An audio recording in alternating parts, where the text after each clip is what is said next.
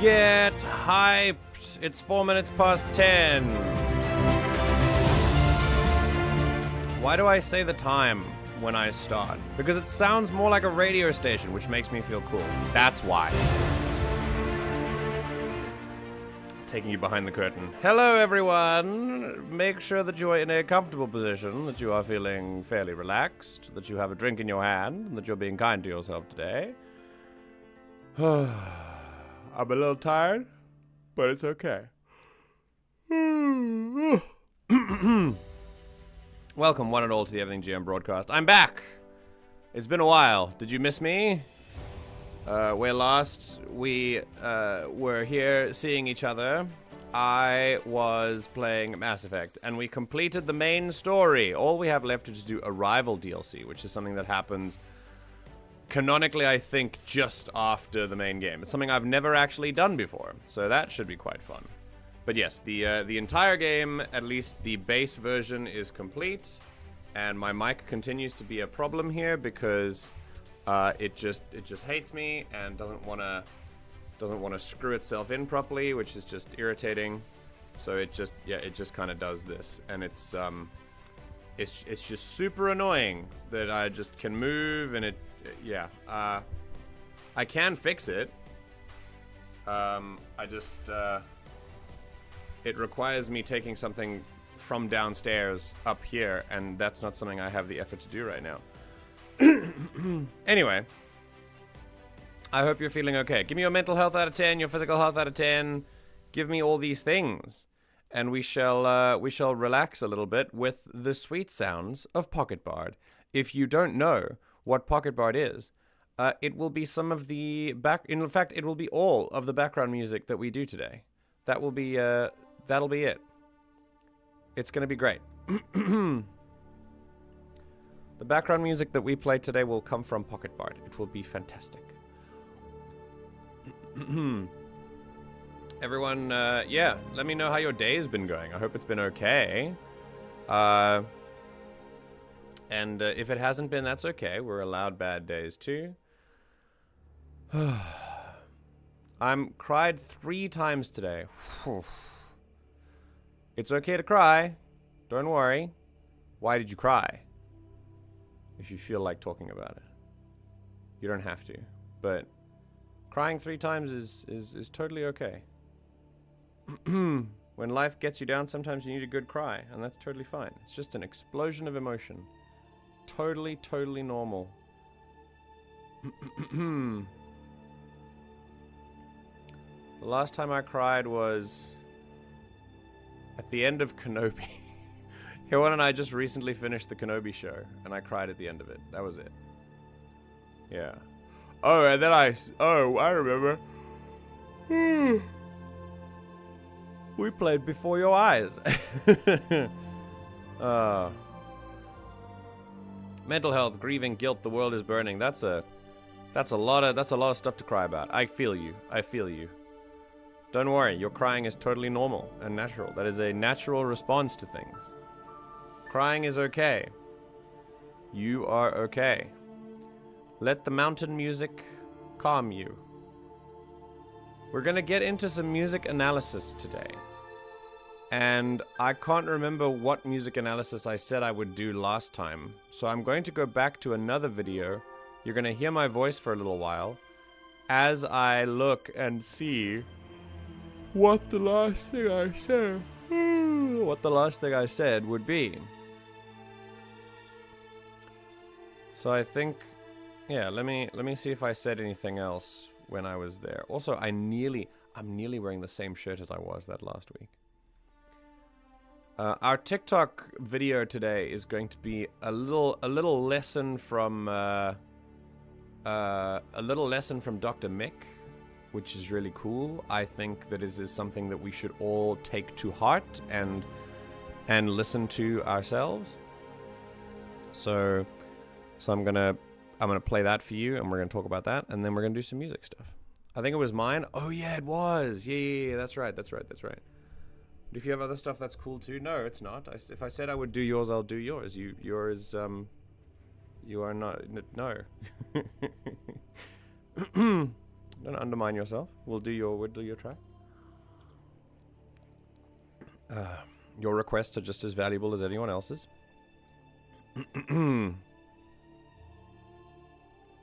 Okay. Which we are going to... Yes. Oh, the one you've literally just posted. Yes, we will do that. We will do that. It's called Rat. but it's rat with an umlaut on the A. So it's called Rat? Or Rate? Rate? I don't know how that's pronounced, because in different languages it's slightly different. But yeah. There was that, yeah, and then there was other stuff as well. I'm gonna take a second. Listen to my voice quickly. Okay. Taters, you did not mess up. Don't worry. Cool. It's See, even past me is telling you to relax. It's really just your, stream requests are there for general stuff. Part of that music, you're an admin, so you get, if you have any more music that you want me to respond to or analyze on stream, you can put it in the music stream requests in the Discord. If you don't have access to the music role, then you can just put in, I'll be able to, it's just posting a song. But I like to jump around depending on people, because obviously we've got a lot of people. You know. So what are we gonna do next? Past me. It's really Spotify was feeding me banger after banger for a while. Okay. That's Alfred, but he's in past Streamland, not me Streamland. Hang on. I didn't name anyone. So the fact if you bring your name entirely, we can kind of just do a slow fade out, and I appreciate that we can. Okay, it's really the attention and the this did not help me at all. Community.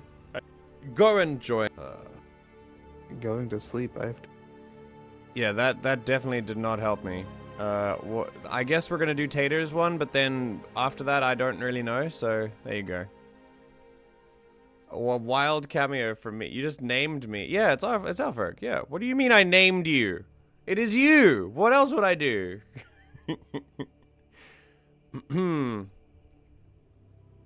I was a mess last week too. You were not a that wasn't even last week. That was like 2 weeks ago. And also, you weren't a mess.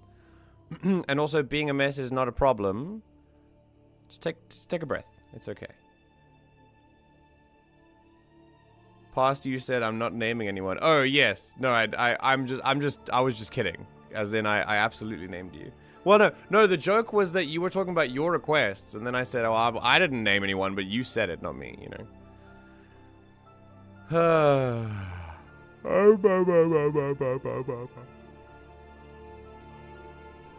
Okay. You can join VC. If you have anything else to say, if you want to say stuff about the music we do today, you feel free to join voice chat and provide your opinion. Okay, before we do that, I'm going to show you... Is there a particular... I'm going to show you a little quick Dr. Mick clip.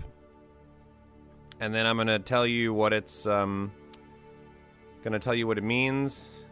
I mean, it's pretty self-explanatory, but I've got a story for it as well. And we're going to talk about it just for a second. So, yeah, here's Dr. Mick doing some cool stuff and talking about a cool skill that we all should have. So, please give him a listen if you want. Is there a particular area of your training that you find has been most useful and interesting in everyday life? I would say actually having the skill of listening. You start to realize when you watch regular everyday interactions with people that the overwhelming majority of people simply don't know how to listen. Don't know how to just shut the hell up and let people say what they need to say. People try to finish sentences. People get a response in their head and then stop listening to what somebody's saying because they're so antsy about what they want their response to be.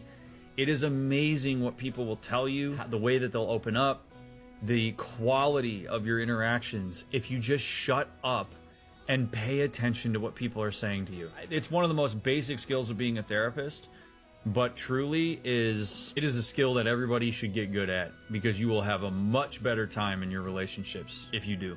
Is there a particular... 100% agree. 100% agree. Yeah. The skill of listening is super underrated, and it is, I mean, he's right. I notice this all the time. Of all of us, at some point when we get excited enough, we just lose the ability to listen, and we lose the ability to let people talk. You would be so surprised at the amount of stuff that people have to say if you just let them say it. One of the most effective responses in a discussion, especially a heated discussion about problems and topics that are important to people, is remaining quiet while they get through their thought process and letting them finish the thought process. Even if it's long, it can give you a really deep insight into that person. And particularly what he's talking about is exactly that, Taters, listening to listen and not listening to respond, because we're not all debating each other 24/7. And I think that the lack of listening skill comes from an insecurity that we want to feel heard. We want to feel validated more frequently. And so we do that through speaking a lot. And I say this, I think, if I were to self-reflect on this, when I have a lot to say, a lot of the times it's because I feel it takes me a while to get to a conclusion, and there's a lot of setup to what I say sometimes. If I'm making a point, it takes me a while to get there because I want to be as clear as possible, and I want to be as clearly understood as I can. And being interrupted in the middle of that sometimes irritates me because it's like, I'm not done yet. Like, let me get to the thing because I'm not finished with the thing yet. Sometimes I understand that may antagonize people because it may feel like I'm talking their ear off or whatever, because I mean that's been said to me before many times. But on the flip side, you will notice, and I like to think that I'm actually not bad at this, that when other people start to talk, I stop and I let them get it out, whatever they need to, particularly because I know what it feels like to spend time coming around to a point that I'm making and have that cut off in the middle. But when it comes to others, when someone else is making a point, I stop and I wait, and then I respond only at the end if there's something to respond to. But sometimes you can just let people's words hang there, and that's totally fine. And a lot of the times that I do respond with nothing, with quietness and with listening, are those times where you learn a lot about someone. Because a lot of the times, if you don't say anything, they will say something and they will fill the silence. Some people don't really like silence. We get awkward about it. And especially when I'm on stream, I like to fill silences just because someone might come in and, it's entertainment, right? This is a form of entertainment. I love engaging with it. It's great. It feels like a natural form of entertainment for me. Like sometimes I just feel like I'm just talking, but you know what I mean? When I'm in streamer mode, it's a lot easier for me to just keep talking and fill that silence. But I suppose when I'm in my like actually who I am, I'm a huge fan of silence. I love silence. I could just sit and listen to people talk all day. As much as I have a lot to say when I need to, silence is a wonderful skill to employ, and you'll be shocked at how much, when you employ silence, how much people will actually say in that silence, and they will fill it, and it'll tell you so much about them. Sometimes people will say things that they might not even have said were they not given that silence to explore in their head. And it's really, it's really, really cool. So I have a story about this. My godmother is the best listener that I know. My godmother, let me turn on the aircon quickly. Yeah. My godmother is a wonderful person. When you speak to her, it takes you a little bit off guard at first because she's such a good listener. When you say something, there's no response. Not cold. She's like, there's eye contact, and there are words of affirmation sometimes, like she's spurring you on sometimes, but there's no response. And then you finish your thought, and you have to sometimes wait for like 5 whole seconds, which is a long time in a conversation, 5 whole seconds, and then she'll respond, because she wasn't thinking of her response while you were talking. She was listening to you. And then when you're finished, then she thinks of a response, and then she speaks. It is so cool. She is a master of listening.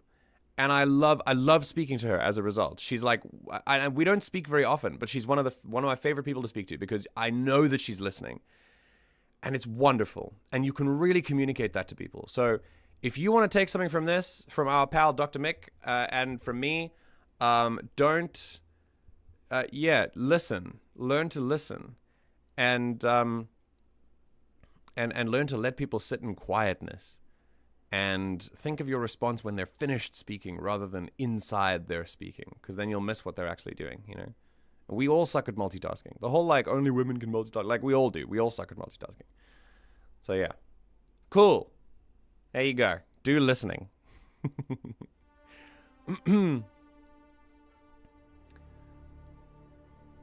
Shut the fuck up applies to more than just cops, turns out. Yeah, it's everything. Just do your best to shut up.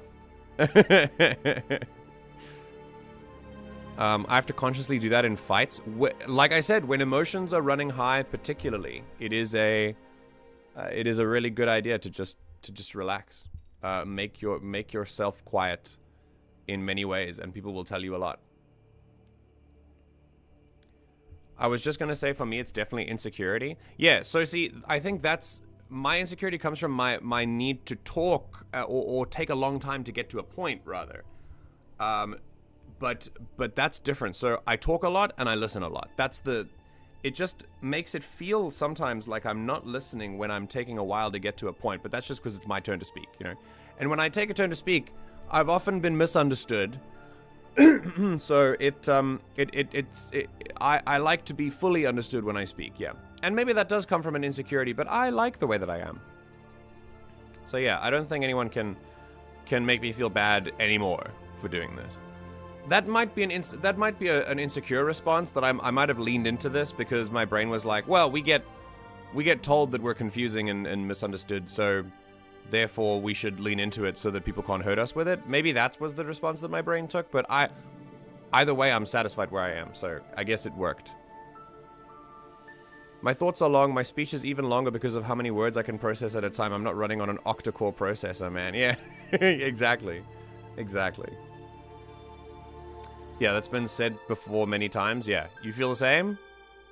What a surprise that we have similar responses. The amount of times a previous coworker made fun of me because of how I tell stories. Oh, dude, like, that's wild, actually. See, at that point, I would just be silent then. Like, don't even respond to it. When they talk to you like that and when they make fun of you, just listen. They will fill that silence. They will.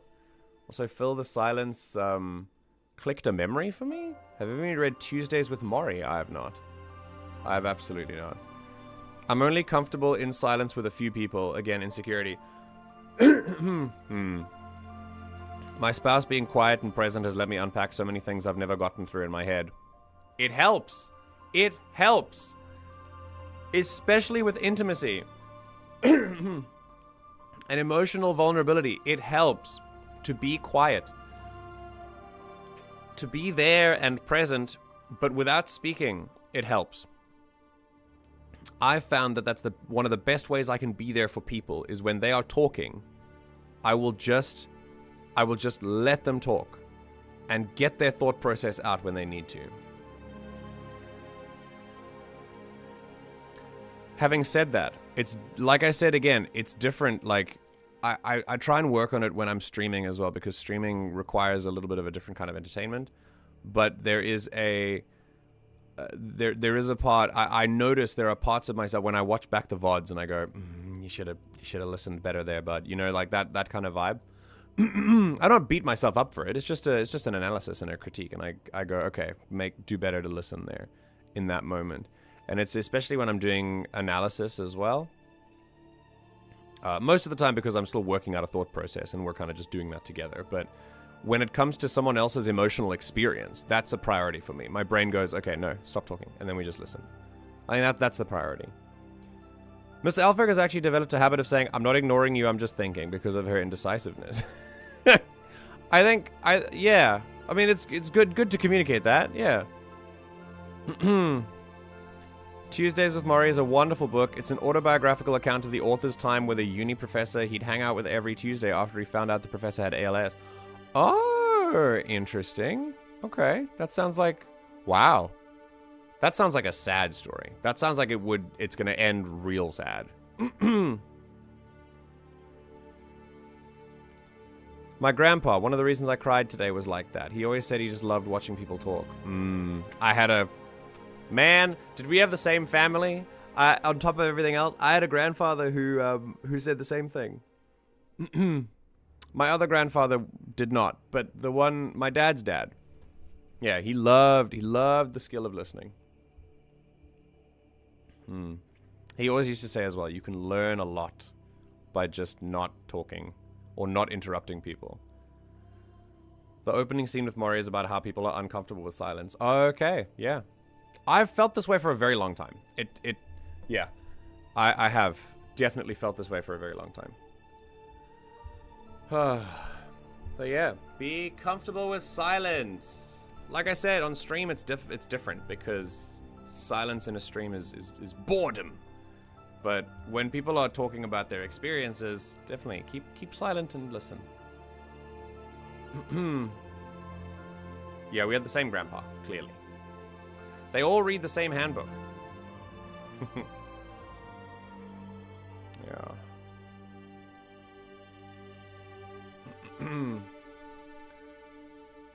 If you cried because... Oh, we're in VC. Hello, potato. No. Your welcome was just... and then you cut yourself off. It was great. Alright. Are you there? Give me a sec. Okay.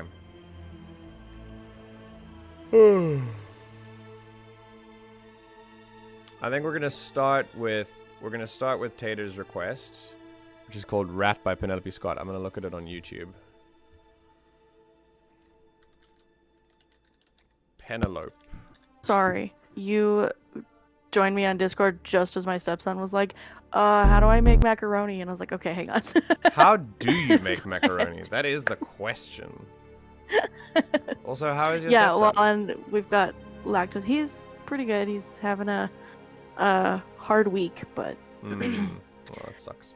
yeah, we're gonna have some chill weekend. So, but yeah, we have lactose-free kids, so we can't just like buy macaroni that's already done. We have to do it at home. And it's a whole thing. Wait, macaroni like the pasta has lactose in it? Well, with cheese, the macaroni.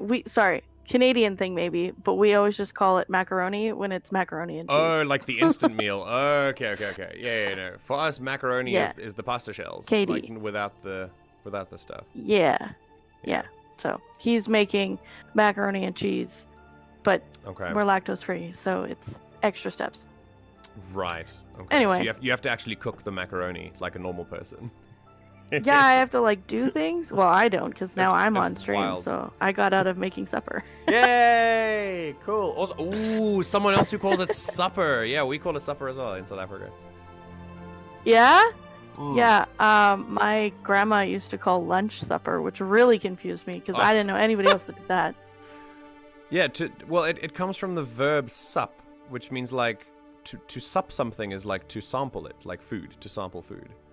So that's why supper is like usually dinner is like a light meal. It was never like for common people, dinner for early, I would say this is probably a Eurocentric kind of thing. I'm not sure what other people did, but for the history that I learned, dinner was like the lightest meal of the day. Breakfast was the heaviest one. So by the time of dinner, it would be called supper because I think that's a farming thing. You were just supping stuff. Yeah. So you would have big breakfast so that you could, have enough energy for the farm, and then dinner was light because you needed to sleep.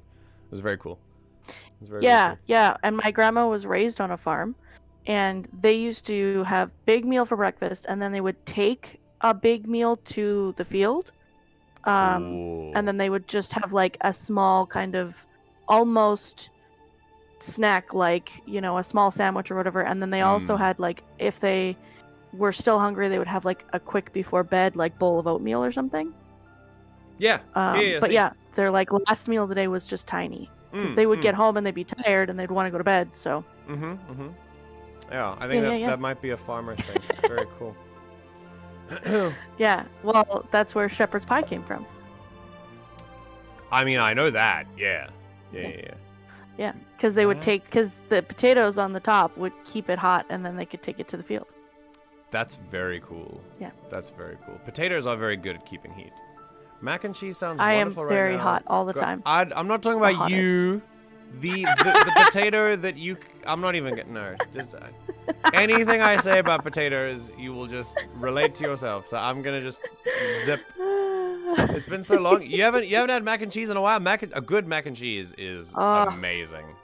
Amazing. Mac and cheese is like a staple in our house. but again, because we make it, so it's like a whole casserole cheese, usually. Yeah. Oh, I'm such a Thankfully- fan of like a mac and cheese casserole style thing. Very cool. Yeah. That's what we do. Thankfully, lactose-free cheese nowadays is not like it was when I was a kid. Lactose-free cheese when I was a kid was horrible. It was Really? only dairy-free, for starters. The only option was dairy-free cheese. Now, their lactose-free cheese is so good that I eat that all the time. We don't buy the other stuff usually because it's so good. Amazing. It's so good. So, yeah, thankfully. But it just does mean that we don't use the like pre-packaged stuff because that has lactose in it. I'm a big I'm a big fan of like the modern food has got some stuff right, you know? Like we've done a lot in terms of what people can't eat now, and instead of those people just living their lives sick, now we have food that they can eat. So, and it actually is good. It doesn't just feel like you can have gruel that you can technically eat without getting sick, but the rest of the people get to eat normal, nice, yummy food. And now it's like, maybe we should fund and give the people who get sick from normal food some other food that is also yummy and nice. And now we have lactose-free cheese that actually tastes like cheese. It's like the first and for quite a while it used to be so much more expensive. Oh yeah. I mean, isn't it still more expensive than the other option? Thankfully, there's a Canadian lactose-free cheese brand that is the same brand I used to buy in regular cheese that now makes lactose-free, and it's 1 for 1. Oh wow. Same price. That's amazing. Per pound. Yeah. That's very cool. Yeah, we still have just in the last few months, but wow. I'm thankful. I mean, yeah, even a more The recent milk change, is more. you know. I would say, there still might be a lot of ingredients that, you know, like gluten-free stuff. My mom is gluten intolerant, Mine and gluten-free stuff is still way more expensive than the regular alternative. and it's not very good. Yeah. Usually. We tried. Oh, I have a traumatic memory. Oh my god. My father, he's a great cook. He loves to cook. And he once made chocolate lava cakes, which he's really good at. And he perfected it with like regular flour. And he tried gluten-free flour to make the chocolate lava cake. And there was like, you know, there's that cool mixture that you have before you go in, and everyone tastes the mixture to check that it's cool. It is probably the most disgusting thing that I can still remember how it tasted in my mouth. Yeah. Like when I had it, it lingered for like a day after that. Yeah. It was awful. It was awful. Yeah. So I will not trust. It definitely gave me trust issues for gluten-free things, but thankfully that is better. My mom has this type of cookie that she buys, and she's like the initial flavor is really good. They're like a ginger cookie. And the initial flavor is really good. She's like, just don't keep it in your mouth long enough that you get to the sandbox flavor. And everyone, like, when they first tried it, they're like, oh, this is so good. This doesn't seem like a gluten-free cookie at all. Yeah. And then, like, 30 seconds later, they're like, oh, my God. Oh, God. I need a drink. Oh, no. Give me something to drink. Because it'll be, like, so good. And then it turns literally, like, it feels like you licked the sandbox. Yep. And it just turns to sand. And then it tastes like that. It's like all of the flavor gets washed out of your mouth, and then you just have sand. God, I can feel that in my mouth right now. I can feel what that feels like. That's awful. Yeah, God. it is so bad. Yeah. There are a couple brands now that are okay, but for the most part, my mom just like opts not to have most carbs. She's just like, I'll just have the stuff off the pizza. You guys can have pizza, and I'll just scrape the stuff off. Like, just because it's just so bad. Ember, hello.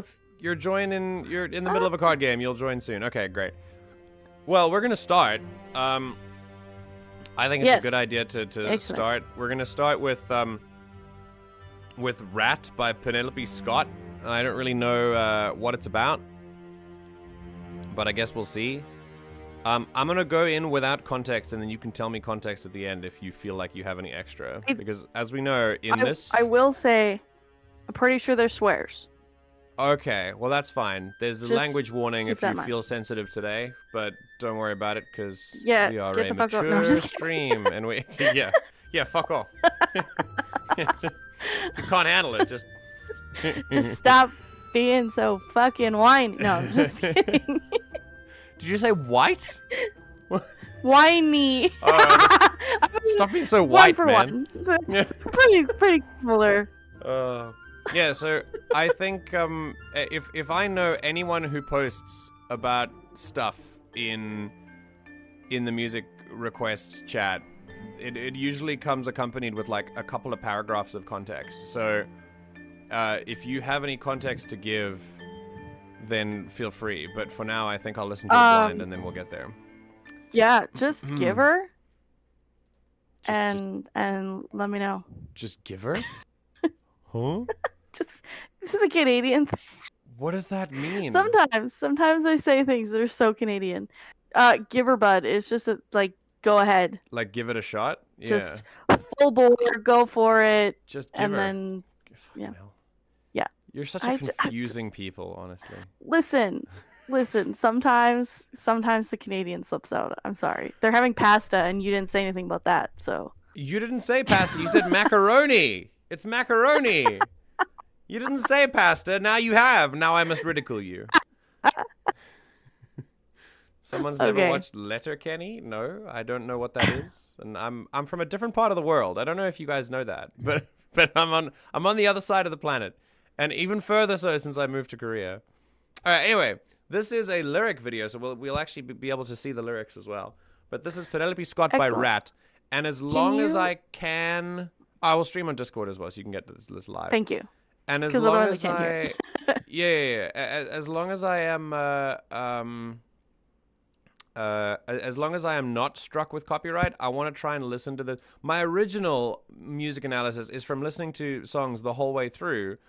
But if I obviously, like I said, we do the tactic where we jump around a couple seconds because of copyright. So if you get irritated with the fact that we pause a lot, get irritated with the copyright gods, not with me. And instead, I think what I'll try and do is listen to this the whole way through. And if it looks obscure enough to not be clapped, but if it is, then I will pause and we'll do our own thing. Let's try and listen to it as long as we can and see. For sure think it's obscure enough.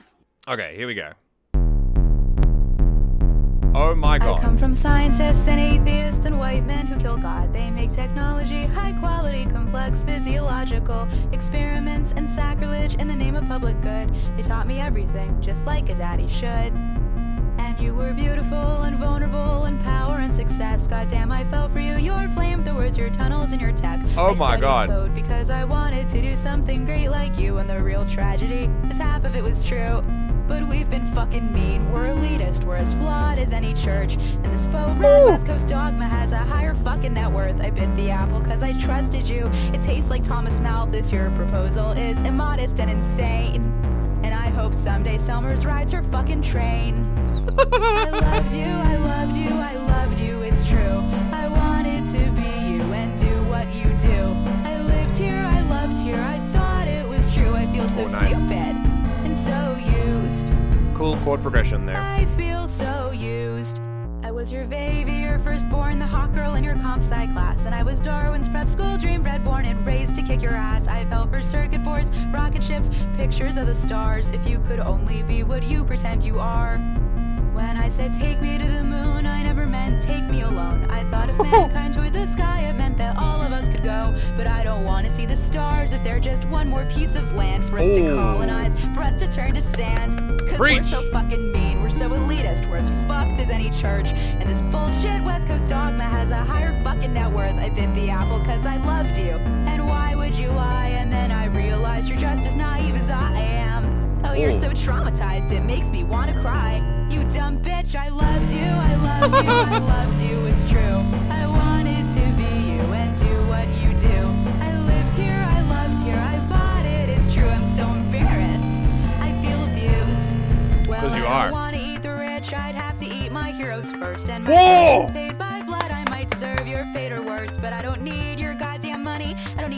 shit from you. So when I speak, you bet your life my words are true. Let me So level with cool. you, man, as someone guilty of the game. I took the help, I took the cash, I would have taken your last name. So if any girl on earth should get to make a call about this, it should be me. And as I see it, you're a dick. So fuck your tunnels, fuck your cars, fuck your rockets, fuck your cars again. You promised you'd be Tesla, but you're just another Edison. Cause Tesla Yo! whoever broke our hearts. I can't believe you tore humanity apart with the very same machines that could have been our brand new start. And the worst part is I loved you, I loved you, I loved you, it's true. And sometimes I feel like I still fucking do. I lived here, I loved here, I bought it, it's true. I'm so embarrassed, I feel abused. I feel so used. Yo! I feel so used. Take me to the moon. 'Cause I feel so used. I feel so used. Wild. Absolutely wild. Okay. Oh my god, we could listen to a song all the way through. How cool is that? Hey. We're gonna try and do that for the next little bit. I know that when Ember gives me stuff, it's like some of it is copyrighted and some of it isn't, so I get careful. So Ember, if you have more stuff, I'll try and listen to it all the way through. This is a new beginning of music analysis streams because I obviously like you don't get a full picture from your analysis if you just start every couple of seconds. But like I said, copyright is kind of a dick. Mm-hmm. Also, you liked my reactions, apparently. I did. Your facial expressions just like were so on par for me. Like the first time I listened to this song was because I had been recommended other songs by this artist. Yeah. And I was in the car listening to this song with my spouse and no kids, but just my spouse. And Right. literally almost face for face was like exactly my the beat was like Amazing. sick and I was like, oh yeah, okay. And then like my reactions the whole way through the same. Like so good. Yeah, well, like it was like the first time exactly. it hits, yeah, the first time it hits, it's it hit hard. Yeah, it hits pretty hard. Not even just the lyrics, the music is hitting hard as well. There's this yeah, I'll talk about my thoughts in a second. All right, I finished the card game sooner than expected. I'm here now. Hello, my dear. How are you feeling today? Hello. I used to listen to this song a good amount. Really? Cool. Okay, It's a great song. It is a great song. My first impression is damn. My second impression, I think Right? I'll look for the. There's so many thoughts that I had on the way. Some of them have disappeared. I'll try and stick to the ones that are sticking around. I'll try this first. When is she talking to a person or to society or to both? Is that my takeaway? 'Cause Yes. some of the lyrics seem like it's talking to a person, but obviously she's personifying society Some in of some them- lyrics as well. And Yeah. when Some she of says them, you, yeah. I think that some of it was some of it was pointedly directed at Musk, but I think a Yeah. lot of it was like just at like society as a whole or like a specific like not necessarily the working class but the wealthier or like I think different parts were pointedly at other classes and other places and people and things. So I think it was kind of like a mix. She's talking about Elon Musk mainly, really, because I thought that there is some stuff there about him specifically, but what I took the only real part that was blatantly Elon Musk was about Tesla, but even then, you could apply that to on a societal level as well. It's not necessarily just him, which is what is cool about it. I don't know, like it's pretty esoteric to write a song just about him. I think although there's nothing wrong with that necessarily, there's more like this song is very, the vibe that I got from it was that it's quite applicable, pretty easily applicable to lots of other people who are guilty of the same things that he is and who represent the same kind of society that he is. That's what I was going to say. I think the song is written, like intentionally written to be about him and do you know what I mean? Like there's lots of nods to other people. So I think it was like, this is the person that I idolized. I thought they were great. Like lots of people did. Lots of people, bought into that like for a long time. And then I think because music gets to be like that. All art really gets to be like that. It was directed at Musk and then applicable to so many other things. Yeah, absolutely. I think Elon Musk is a good way of visualizing the great deception of these kind of people, tech billionaires in the society that they've sold us on. The lie that it is, and the fact that tech billionaires are really just billionaires. They don't really do anything innovative. It's most of the time it's the people who work for them that do the innovative stuff, and they just sell the stuff. I say most of the time because a lot of the time it isn't like that, but most of the time it is. And especially with Elon Musk, like, he just rides the success of the broken business ventures that he leaves in his wake, you know. For him specifically, that I think it's using Elon Musk as a specific example of that part of society. Yeah. I agree. That's what I've got from this. So I'm going to talk a little bit about how it makes me feel at certain points. There is this, I feel embarrassed. She says this a couple of times, but that particular line, musically, is very interesting. And that ties into one of the things I wanted to talk about with this whole thing and why it feels so effective.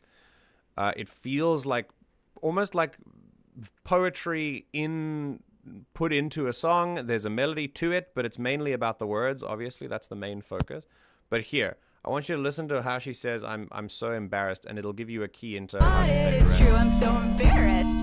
I feel abused. So notice how when she says this line, she's smiling. You can tell because of the way that if I say this, I'm not smiling right now, but if I smile like this, you can hear it because the corners of my mouth are turned up. Without looking at my face, you can tell that I'm smiling while I say words because the corners of my mouth are turned up. And we can hear that in differences as well. And when she says, I'm so embarrassed, I feel abused, that's the most obvious time that you can hear it. But throughout the song as well, there are moments where you can tell that she is smiling when she speaks, which is very satirical. There is this sort of passive-aggressive tone that many people seem to have perfected when talking about this kind of stuff, as to how messed up it is you can't help but laugh at it, or how you smile through the pain and stuff like that. A lot of passive aggressiveness I find very annoying, but when it's targeted at the right things like this, it's very effective, because it's like we are all, those of us who are awake to this sort of stuff and who are aware of it, who read about it and who learn about it, are very are almost inclined. We feel like we have to just smile through it, and so even if we feel this level of disdain for the society that we're in, it is still something that we smile through because we have no choice but to take part in it, because there is an alternative, but it's not something that can be successful without protesting and riots, because the current system will squash it as effectively as it can.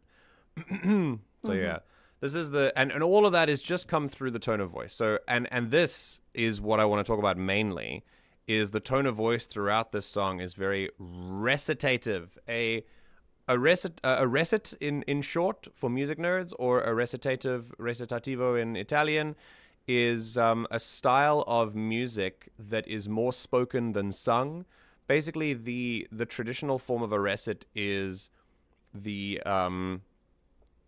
is when there is a simple chord on the bottom in the instrument, in the accompaniment, and then the voice comes up and does something la la la, and says, the passage and the words, and then the chord changes again, and then they say something else, and it's more about the lyrics. And the recitative formula has partially informed pop music in the way that we do a very simple chord structure and mostly a focus on the lyrics. And now, of course, we've dumbed that down, and pop music has become a lot more simpler over time as well. But it all comes from that recitative, the ability to focus more on the lyrics than on the music. The music remains very, very background.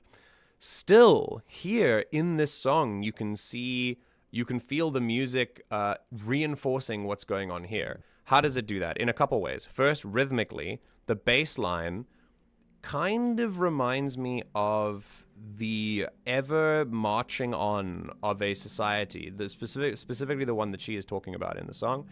I think of it more like a factory line, maybe, or specifically if we know we're talking about Musk, maybe just maybe like a factory line or some kind of just the machine churns on, and it doesn't help that it is a synth based kind of thing. Like there is this. Daddy should.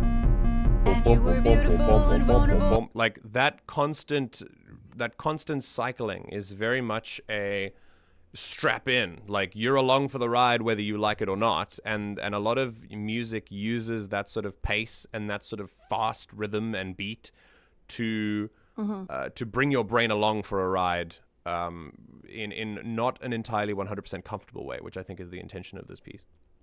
So yeah, the rhythm, lyrics, and then the music itself, pretty basic chord structure. There's nothing really that like stands out to me here, which is the point.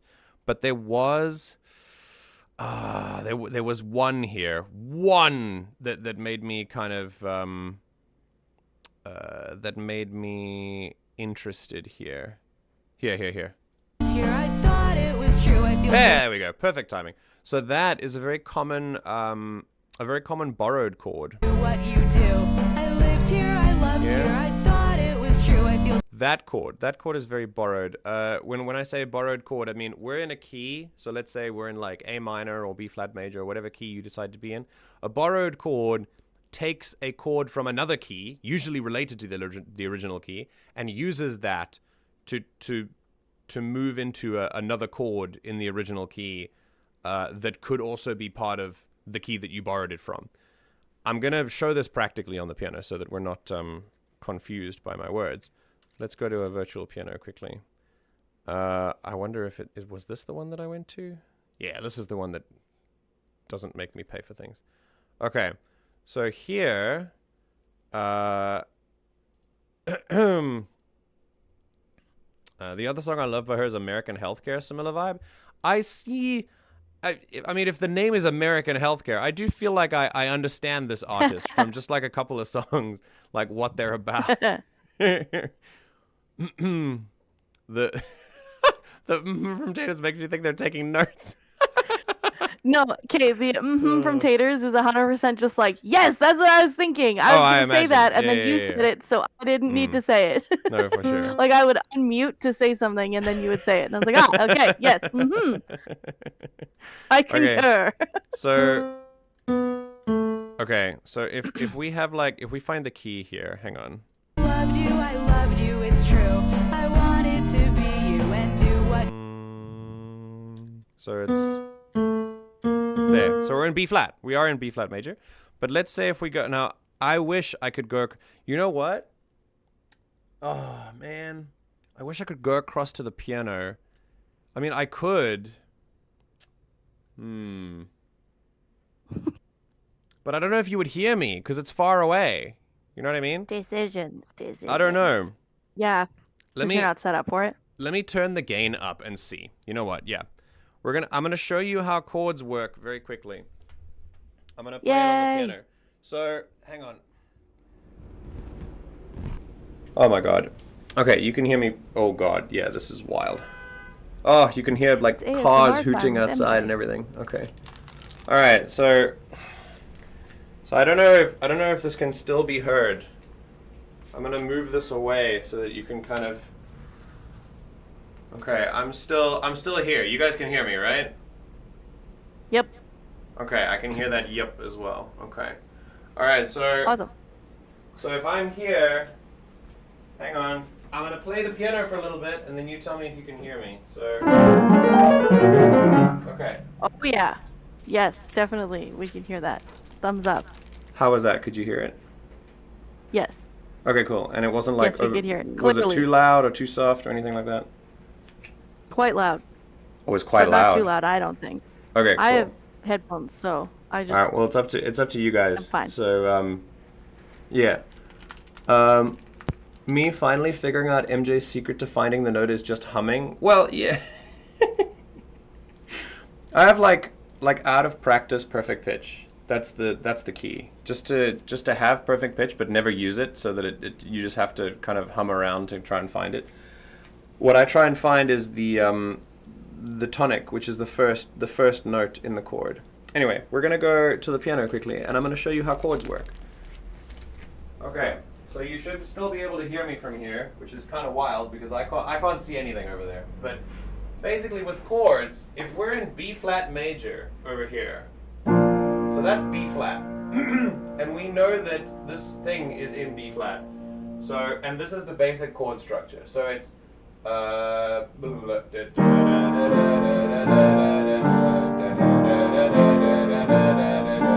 that's it basically. That's the chorus, and what some people will do is they will use borrowed chords to get to what we're doing. And the chord structure that I'm using in B flat major is chord 4, chord 5, chord 5, chord 1, chord 6.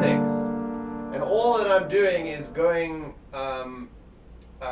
if in B flat major, chord 1 is B flat, a chord in B flat, that's chord 1 because we're in B flat major, right? And then you can use stepwise motion, 1, 2, 3, 4, 5, 6, 7, 8, to get to the different types of chords. That's all it is. You don't need to know any more details than that. But for now, you just know that chord 4, chord 5, chord 1, chord 6. Okay, now chord 6, this one, is actually related to chord 1 by being chord 6, of course.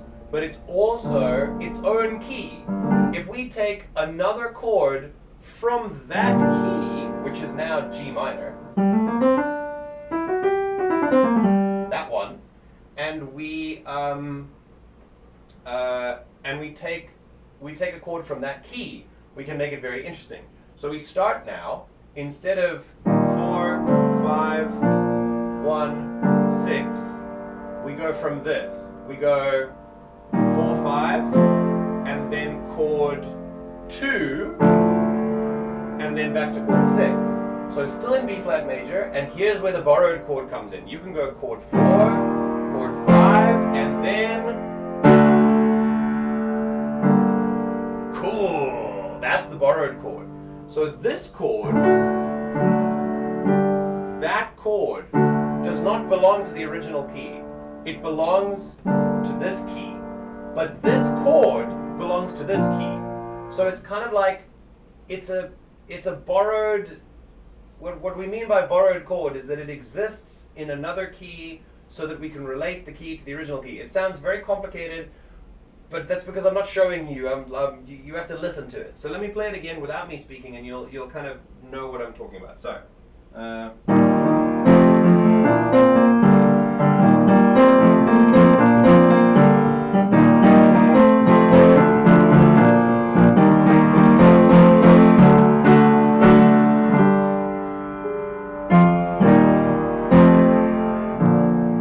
Cool.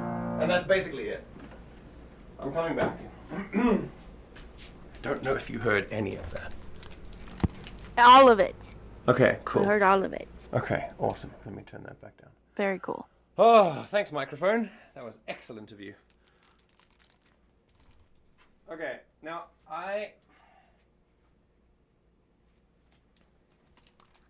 it's a really long-winded way to explain borrowed chords, but it's the best way I know how without showing you, unfortunately. Showing you is a lot easier than telling you. But borrowed chord, especially with no knowledge of what's going on, like if you are very new to music theory, borrowed chords are very tricky to understand. But basically it's defined as taking a chord from another key that is still related to the key that you're in, and then using that to be more interesting. That's basically it. All right. That's cool. Okay, awesome. I'm glad I got to use the piano. Okay, so we're done with the basic music that I can sort of take from this is just that it has that that undertone of being very heavy but also very fast paced and sort of taking you along for a ride, whether you like it or not. And then we've got some cool chords in there every now and then, but most of the time just a very basic, simple chord structure. Even the borrowed chord is still very simplistic. It's mostly about the lyrics. But you'll notice that with musical lyrical analysis, you can see that it makes more of a recitative, like it's more about the natural flow of speech, which is what a recitative often does.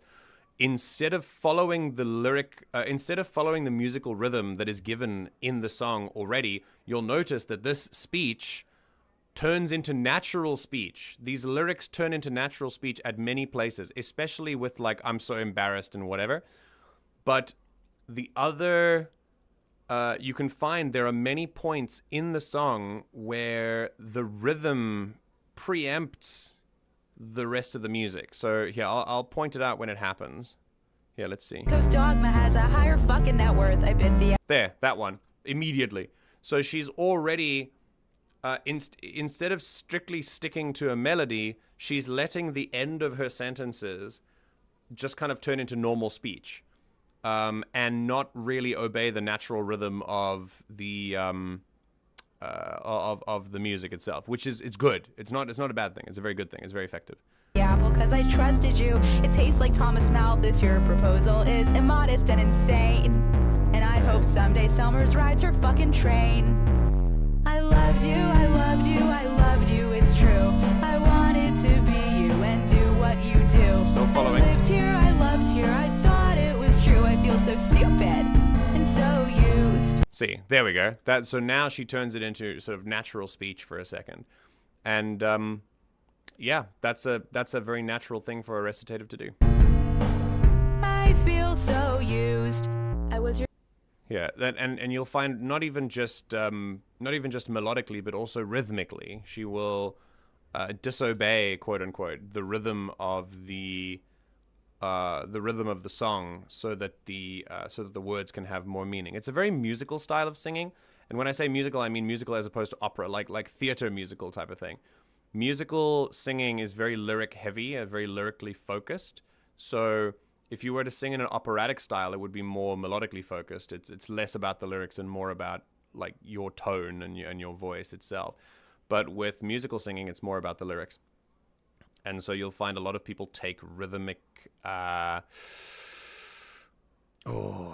is the pleasures, rhythmic, I can't think of the term, but they take their time a little bit with the lyrics of certain things. They pause where they're not supposed to. They come in a little bit later, or they leave a little bit earlier, and that's just because you're supposed to be focusing on the lyrics, and they're supposed to be making it sound like real speech. So yeah, okay, your cool. Baby, your firstborn, the hot girl in your comp sci class, and I was Darwin's prep school dream, bred, born, and raised to kick your ass. I fell for circuit boards, rocket ships, pictures of the stars. I mean, yeah, I think all of these lyrics, if I were to do lyrical analysis, all of these lyrics, now that I know it's about Elon Musk, it unlocks a whole different thing. When I thought of it before it was Elon Musk, it was more about, it felt more about how she was just duped by society as a whole, and that she tried to be an academic, and she tried to sort of be the next innovator, and then found out it was all a lie. And yeah, that's true whether you're talking about Elon Musk or anyone else.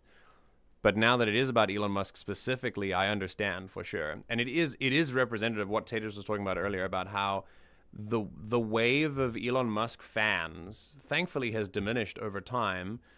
But when he was first up and coming in the mainstream, it was very much like his entire marketing personality was, I'm a representation of how anyone can do it, which I don't understand. Like, for some reason, that was the poster boy that we gave. Like, that's what we decided the poster boy would be. Like, just the worst example. And yeah, unfortunately, there are still way too many people who think that he's a visionary, but this is definitely from the perspective of someone who thought he was, and then realized once they got there that, you know, it wasn't all that it was cracked up to be, unfortunately. And this is what's interesting is that this is in line with musically with what's going on in the rhythm and in the background, because the backtrack here is still going. It never changes tempo or track or anything like that. And that's mainly because the world continues to spin regardless of how you feel about it. And I think it's she communicates her anger here, but even as she does communicate her anger, the momentum that she's created by doing all of these things, by trying to be like Elon Musk, that's still going and still going and still going and still going. And it won't ever stop because that's just kind of how it works. And it can feel a little bit overwhelming a lot of the time. So you'll find that the synths that are chosen to be used here have some distortion to them as well that creates a more dystopian feel to the song. And there is the fact that they're all synths also means that it's quote unquote not real. And, you know, because you're not using quote unquote real instruments, even though synths are of course a real instrument, but because it's all electronic, it's also part of the metaphor that everything that she aspired to be was fake in the end. And yeah, I suppose that's pretty much my full takeaway. All the other lyrics that you can see, I could go into detail about it, but it really just feels like an Elon Musk takedown piece, which just comes at it in different ways, which I think is hilarious, but also there's not much in there beyond that. But most of the other lyrics could have. I think there was this one place. Sorry, Taters, you want to speak? I heard your mic clicking. No, I just turned it back on because the kids stopped using the blender. Oh, this time I was just listening. Wait, are they blending the macaroni? No, they're making a smoothie to go with it. Oh, okay. All right. So there's one thing here I'm noticing. There we go. Thomas Malthus. Malthus. I want to know who that is. Thomas Malthus. Who is that? He's an English economist, cleric and scholar influential in the fields of political economy and demography. The Reverend. Oh, boy. Okay, very interesting. He was born in 1766 and he died in 1834. Okay, he had a theory. He was famous for his theory that population growth will always tend to outrun the food supply, and that betterment of humankind is impossible without strict limits on reproduction. I mean, very interesting. I think that that's a little more. If he lived in the Industrial Revolution, which I think is sort of, the Industrial Revolution was after this, it would make more sense. Because I don't know necessarily, like, we are not, as a world, we do not have too many people. We have too little resource distribution. That can be shown. So I wonder. So she says here, it tastes like Thomas Malthus. Your proposal is immodest and insane. I think that when she says here it tastes like Thomas Malthus, she's referring to his theories in that most tech billionaires will take the opposite of what he said and said, no, we need to be bigger and better. It's the natural contradiction of infinite growth in a finite world. A world with finite resources, we cannot hope to grow infinitely. And a lot of people like Musk will say, no, we should grow infinitely and at all costs. And it's just a little weird, because if you look around at the world, yes, the world gives us resources in abundance, but only if we do not use them as people are using them right now, to hoard and to keep people away from them. Yeah, so there's Thomas Malthus as well, but there's also, she mentioned some other academic. Yeah, Sumner's. Who is Sumner's? Sumner's and the Train. Let's see if there's one there. Oh, question about rat. Yay! Someone asked about it on Reddit. A reference to a character from a game? Ooh. I believe I saw a TikTok saying it was from a game, I believe called Night in the Woods. Wait, Ember, you've asked me to play Night in the Woods before. Sumner's is a character who writes a poem about wanting to burn down Silicon Valley. Oh my god. And it all connects. This is crazy, actually. This is crazy how it connects to something that Ember wanted me to play. Because Ember also likes this song, and now it all connects. It's all connected. This is so weird. It also references a modest proposal. Hello, Somberton. What do you mean by that? Modest proposal. I'm assuming you're talking about a specific thing. But what do you mean? Okay. Mainly, let's see. Now that I've done the musical stuff, Rat, Penelope, Scott, lyrics. Excuse me. I want to know if there's a genius. Yeah, we're going to go to genius lyrics and see if there's any insights that can come from here. Okay, so I come from scientists and atheists and white men who kill God. The speaker is introduced with a reference to an idea that most often attributed to the famous dead white man Friedrich Nietzsche, the notion that God is dead. People who kill God, yeah. Rather than posit the literal death of any deity, the statement asserts that the scientific revolution started during the Enlightenment has irrevocably put Western civilization on a path towards shedding religious belief by killing our need for the idea of God to understand ourselves and our world. In the song, the line frames this idea as formative to the speaker's perspective, but also suggests that it might be problematic and possibly related to Western male oppression. Very interesting, very interesting. I don't know if can we go through the whole thing? That would take ages.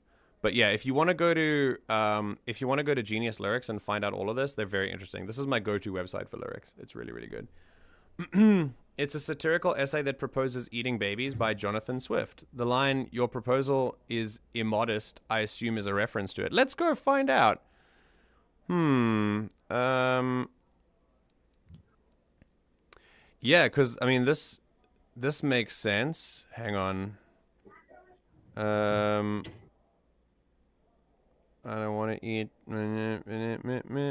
Where is it? Where is your proposal is immodest? Am I tweaking? I don't know. Like, I'm feeling Right. Right. Stop. Right. Oh, there we go. Yeah, I bit the apple there. because I trusted you. Okay, cool. All right, so these dense lines use a series of allusions to describe the narrator's rejection of traditional faith love for a the way word of thinking illusion. that, for thinking that ironically she eventually grows just as disillusioned with. Bit the apple refers to the biblical fall of Adam and Eve, who were tempted by the serpent to eat the forbidden fruit of the tree of knowledge and were therefore expelled from their state of happy innocence. For the speaker here, it likely means buying into the ideas of the first verse, white men who kill God, eschewing religious faith in exchange for a techno-utopian vision of the future. It could also be a nod to multinational technology company Apple Incorporated. Oh, very good. Well known for marketing themselves as being the vanguard of making people's lives better through technology. Yes.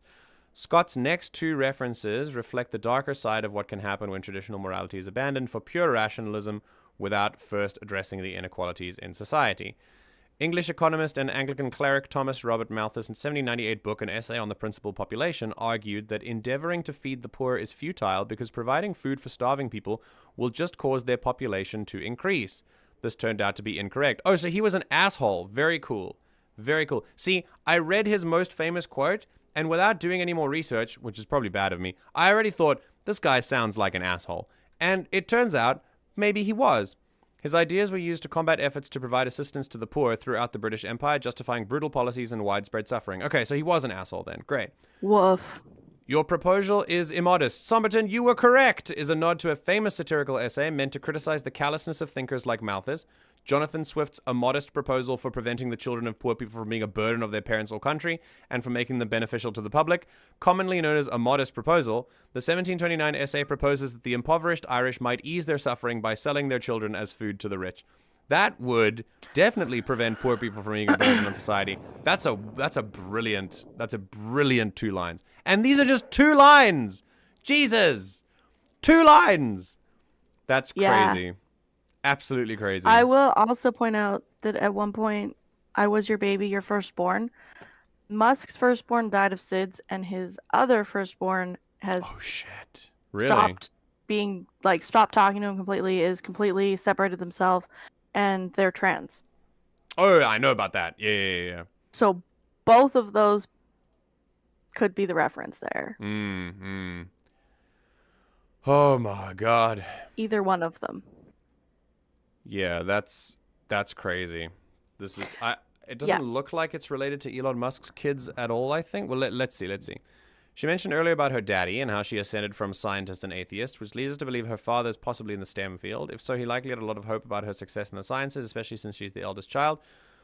But she says, I was your baby, your firstborn. So I don't know if I think this interpretation kind of misses the mark. This can also be a metaphor for tech industry leaders that she looked up to as a child, as well as local mentors that had high expectations for her. More specifically, Elon Musk, who the song was originally named after, would be one such leader. Okay, so something you should understand about Genius Lyrics is that these are different people. Like, it's not one person giving a true analysis of everything. This is just people's interpretations of lyrics. Yeah. And then people vote for it. So it's not necessarily correct. It's just someone's interpretation. I would say this... That one, it even says, is unreviewed. So this is Oh, somebody's that's true. The annotation is thing, under and reviewed, nobody's even like commented yeah. on it. So Well, to be fair, it's got 81 likes. So I guess that's fair. But yeah, there's a noteworthy alternative. She's not referring to her father exactly, but rather all the men who've come before her and built modern technology. That might be a cool interpretation too. Yeah, I think specifically it might be related to maybe there's an allegory in there about Elon Musk's kids as well. But yeah. This is very, very interesting. I have thoroughly enjoyed listening to this song. And I think there are a couple of lines that really made me exclaim out loud. This line was great. I don't want to see the stars if they're just one more piece of land for us to colonize, for us to turn to sand. This is crazy. Not something too deep. It's not something too deep in terms of complexity. It's pretty simple and easy to understand, and I'm a fan of that kind of stuff. I don't like that things need to be needlessly complex. If people understand them fairly simply, then the message is communicated nicely. So yeah, I love this. This is a very, very cool line here. I also like this one. I don't want to eat the rich. I'd have to eat my heroes first. It's a really interesting way that I think she describes the liberal position pretty well. That it's like I don't want to fix the issues because I idolize the people who create the issues. Like we grow I'd up actually have to acknowledge. Yeah, exactly. You would have to acknowledge my internal biases. Yeah. Absolutely. You would have to realize that we idolize these people. We put them on pedestals. We treat them like gods. And to eat God might actually be an allegory to the first line up here about maybe by deifying the people who are rich and wealthy in our society, we have become these guys all over again, just in a different way, which I think is also interesting to think about. Verse 3 opens with an allusion to a well-known quotation of Jean-Jacques Rousseau. This is where Eat the Rich came from, by the way. This is French Revolution is where Eat the Rich came from. It's not a new slogan. Jean-Jacques Rousseau said, "When the people shall have nothing more to eat, they will eat the rich." Like, that's really cool. This statement, commonly shortened to the more prescriptive "eat the rich," has become a popular slogan among anti-capitalists. The speaker uses the phrase to begin a verse in which she examines her own culpability in the crimes of her former heroes and acknowledges the benefits she herself has derived from unearned privilege. Also a very interesting way of thinking about that. Yeah, I think it's also interesting given that people right now are like going away from idolizing like celebrities and just people needlessly wealthy. Like, especially recently. Just because like that's what's happening right now. Yeah, that's what I mean. Like, and not just celebrities, but celebrities have like kind of been the beginning of it. But I've seen people kind of steamroll into other areas where they're like acknowledging that there are these like almost god worship sort of things for just people that are wealthy, like Musk and other people. Yeah. And I think that is interesting that we're talking about it right now, given that that's kind of what's happening. Yeah, absolutely. And people doing exactly that. They're like, I actually have to realize that I'm contributing to the problem by idolizing these people or by platforming these people or whatever. Yep. So I think if I can take something away from this song, I want to specifically refer to "My tuition's paid by blood, I might deserve your fate, or worse." I don't agree with this interpretation at all. I think more that we as regular people, because we don't know anything about this artist's specific background through this song, only that she studied in a certain way to be more like Elon Musk and then was disillusioned by the reality of him. I think as people, we need to cut ourselves a little bit more slack for being along for the ride in this world. The way that society is run specifically creates, from the time of birth almost, a need to participate in it as fully as we possibly can. Because if we don't, a lot of the times we just die. Like, we can't participate. We can't live at all if we don't participate in the society. And I think that as we grow older, and we start to realize that we are duped in so many ways, being duped does not mean that we were stupid. Being duped as children from the time of birth and until now is not our fault. And a lot of people, once they realize that they are the subject of this, or that they are on the winning side of this sort of privilege battle, or that they are benefiting from the society that was created, that can create a whole lot of guilt. And I think, I don't know if that's as productive as we want it to be. I think if we want to, part of emotionally processing our own radicalization does involve a little bit of acknowledgement that something benefits us. But guilt only works if we were responsible for it. And we weren't. Like, this is something that was given to us without our say in it at all. It is part of our job to use that benefit to change things. That's absolutely out of, like, of course, that's not up for debate. We should absolutely be using that. But it's not, we didn't do anything to accrue it, which is part of the injustice of it. And I think what causes that guilt is that feeling that I didn't deserve any of this. But that is also the point, that guilt also implies responsibility in something. And we do not have a lot of responsibility in acquiring that benefit. But in using it, yes, we should. We should have that responsibility. But I think what this line means, my tuition's paid in blood, I might deserve your fate or worse. I think this is a little bit of privilege-based guilt by the person here who's now made it to the top and realized how they've done it, and realized how certain things that might have stood in the way of other people did not stand in the way for her, based on, various social factors that she might have. And the system that we participate in is exactly that, a system. We are not architects of it. We are just living in it. We are essentially victims of it in many different ways. And the way that it affects different people creates different kinds of victims. But to me, I believe we are all suffering under it. And I think to give ourselves some grace regarding our realizations about how this works is essential for really growing past it and for really coming to terms with it.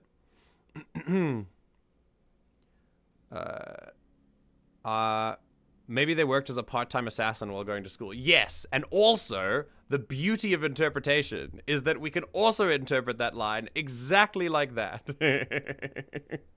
I love it. Shame does not motivate nearly as much as people think it does. I agree. Shame is not a motivator. You're absolutely right.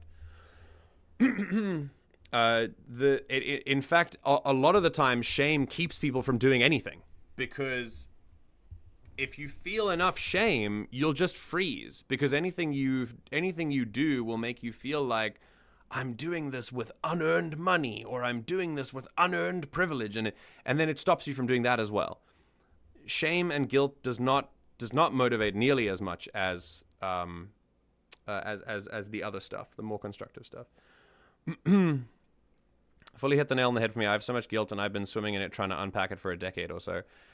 It's a lot. It's a lot. And especially if you are intensely emotionally connected to it as well, that can create just constant cycles.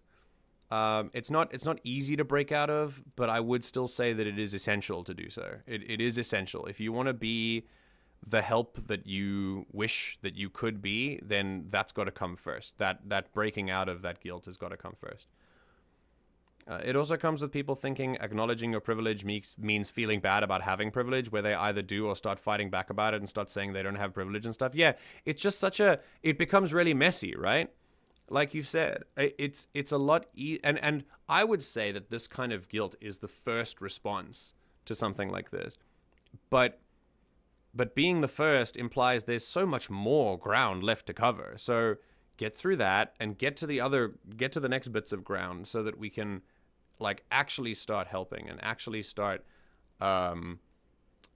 supporting in healthier ways, rather than ways that are informed by shame. I think those were the main lines that I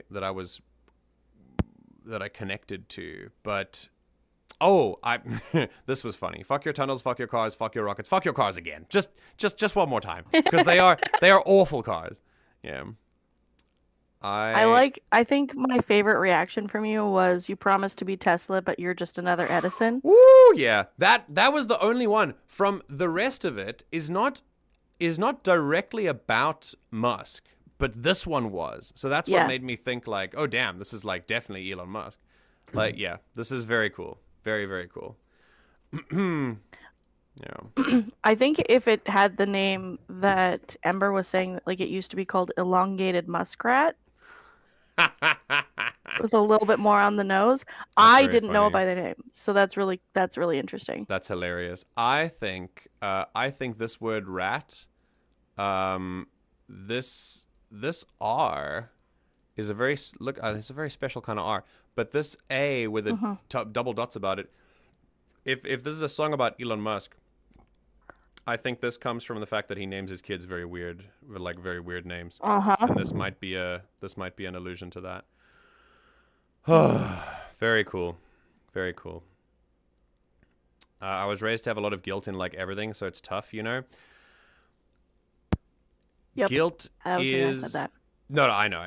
Guilt is instilled. I'm going to say this as well. It's a whole different point, but it relates to why we feel this guilt. I think, I could be wrong about this, I think guilt is related to... Hold on a second. That was quite... There we go. That's much better. I think that... the propensity to feel guilt, the ease with which we feel guilt about things, can be exacerbated if you were raised in a religious society. When I mean specifically religious, let me speak. I'll speak really only about Western religion. So Christianity is one of the biggest culprits for instilling guilt in people. And when people, and I mean organized religion, I don't mean the spirituality itself. I have nothing against the spirituality, but the way that organized Christianity has operated in so many circles is it has created a cycle of you must feel guilty for this because we are all responsible. And guilt is a motivator for control in means of authority, like the Catholic Church, for example. The Catholic Church had a chokehold on Western society and Western monarchy for centuries because it used the guilt of sin to control a people who were that much more eager to seek forgiveness. And even if you are now, as an adult, not in favor of that, even if you don't subscribe to that belief, it's still in us. It is an epigenetic phenomenon, I think. If you are raised in any kind of household that is Western adjacent, then that is there somewhere. It's there somewhere. And I think that might lend it might lend itself to the crippling nature of the guilt we feel if you are stuck in a cycle of guilt for recognizing where you benefit from a particular system or that a system was built for people in your group or things like that. I definitely think it is rooted in where religious organizations instilled their power and control through the guilt of the masses. And I specifically use the Catholic Church as an example because it was also then responsible for colonization that then spread that across the world and brought that guilt of sin to other peoples as well. It's a, when I studied this, it was very much a depressing part of my studies, but important nonetheless. The Divine Right of Kings was a method of reinforcing that guilt for sure, in as much as it was a method to enforce colonization.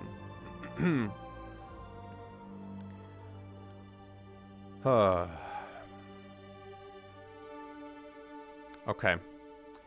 Right, what a song. Very cool. And I like that it's inspired so many conversations with us as well. Are you doing good? Do you have anything to add?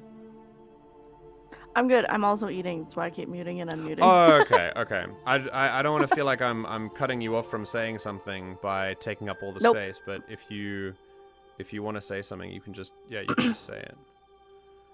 No, I mean, you fully, like, nail on the head most of the things that I'm going to say, so I'm just here to go, Just say yeah. Okay. Yeah, just, Nice. I'm listening. I'm active listening. Thank you for listening. Yeah.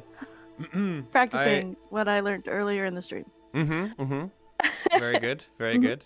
What are you eating? Are you eating some of the kids-made macaroni and cheese? No, I'm having a chicken burger. That's the macaroni and delicious. cheese was to go with the burger. The kid didn't want to have it in a bun, so they were Okay. having the hamburger cooked up and then cut up and added to bacon mac and cheese. Oh my god, that sounds delicious. Also, Yeah, it was mac and cheese on a super burger is also delicious. Yes. Yeah. It's one of my favorite things. That's great. Yeah, Also- great song. Thank you. also, Thank you for the grilled for cheese the... sandwich on either side of a burger. Yeah. Ooh. Also that. Oh yeah. Yeah. I'd be a fan of that too. Yeah. Thank you for the recommendation and for the song thing. It was excellent to listen to. I think I'm going to listen to it again when we're done, because it was there are just so many lines that make me exclaim out loud, which was quite fun. But yeah, very thought-provoking as well. And yeah, I think if there's a lesson to take from it, it is, yeah, it's definitely realizing that the cycle of guilt is as all-encompassing as it is to experience. It's not something that we have originally. It's something that was given to us. Much like the thing that we're guilty about, that was also given to us. The propensity for guilt was also given to us. And none of these things are original thoughts or original processes. But the way that we come out of them is within our control. So even if it takes a long time, it's worth fighting to get out of it. And sometimes it is just recognizing it's time for me to get out of this now, and then you can. But it does take a while to actually, get there. Okay. Is there more? Who wants to do more music? I was just going to say the other songs that I shared were in the stream requests if you wanted to do those. But You had more songs? Hold on. yeah, I put them in the wrong channel. We talked about that Where are last they? week. I thought you only put one in the wrong channel. Stream request. No, see, I shared the song that we just played. Oh, there they are. Okay. The song that we just played, I shared like a long time ago. Okay. I Oh again, yeah, I once just shared it in the wrong upon a spot. dream and off my brain. This Okay. one. All right. The Off My Brain is the one that I sent you on TikTok, I think, and it's somebody duetted themselves after transitioning. Oh, cool. Yeah, so Very the TikTok is interesting. also there if you wanted to play it, and then Okay, the song okay. is there.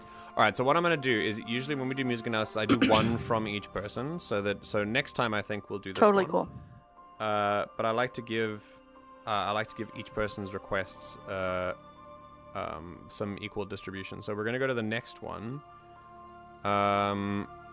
Yeah, since Ember's here, let's do one of Ember's. High School Musical.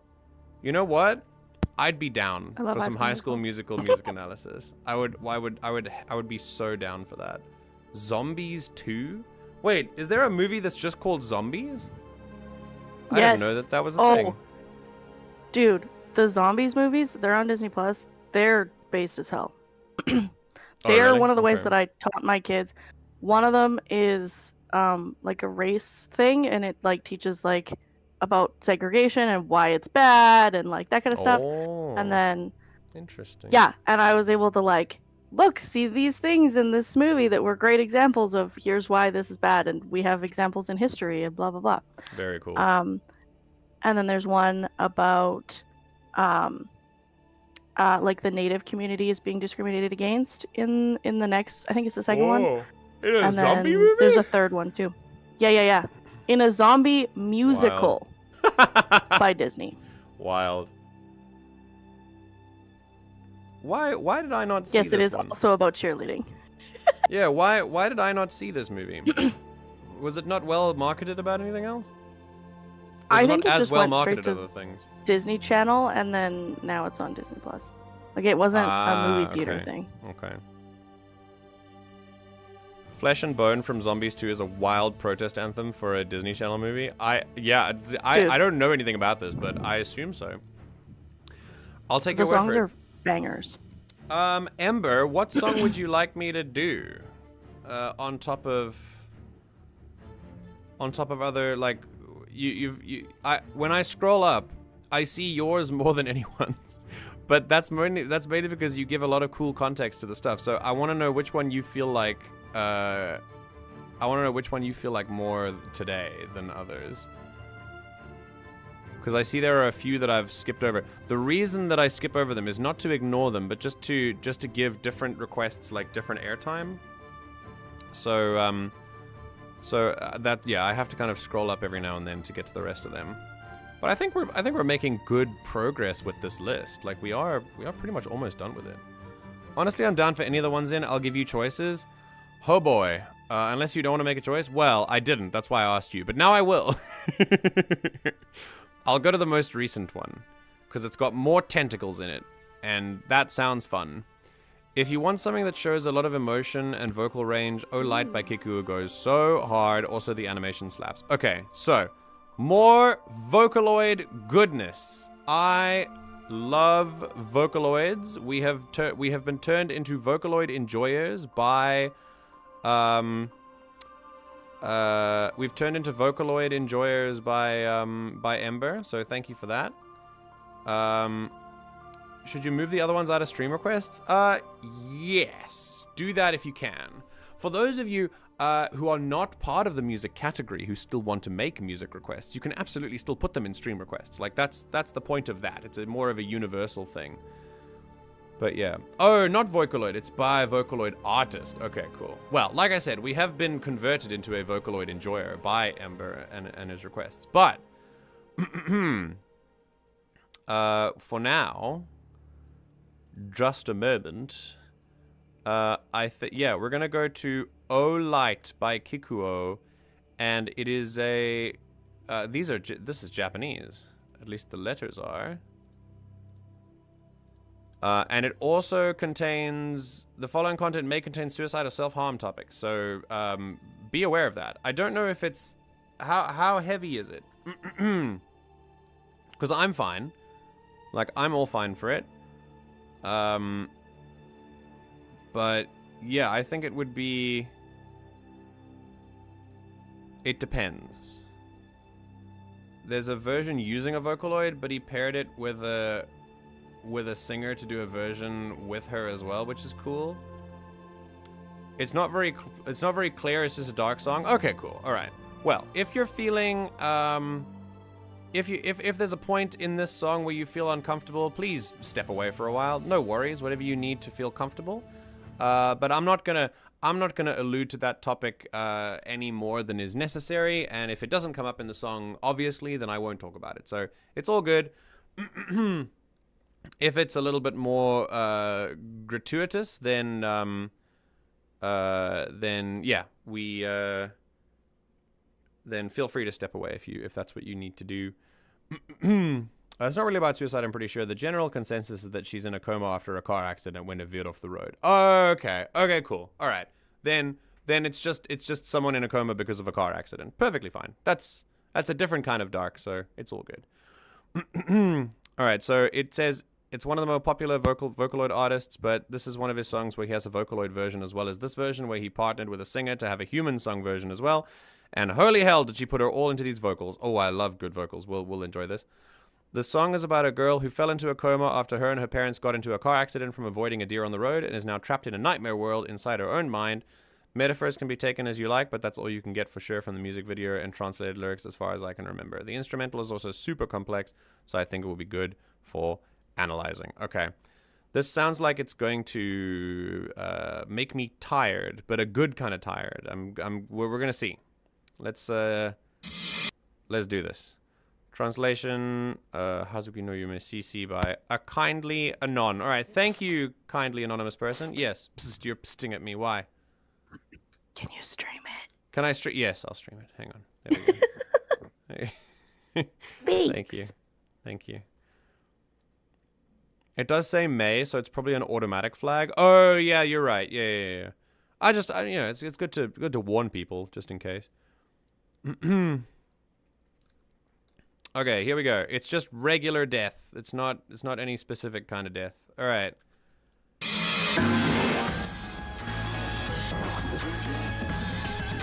Okay. All right. So, like I've said before, we're going to do our thing. We're going to try and listen to it all in one. And if I get clapped for copyright, I'll pause it. But if it still wants to keep going, then I will. YouTube, and for anyone who's watching, if this is the if anyone related to this person is watching, this is for analytical purposes. I'm not just piggybacking. We are definitely analyzing this. Here we go.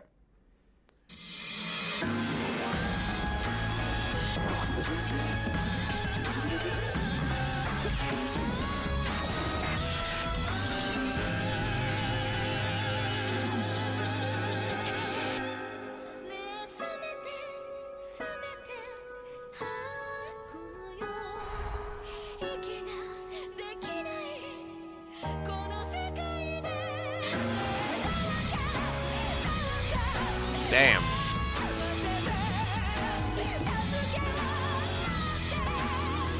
Woo! Crazy vocals.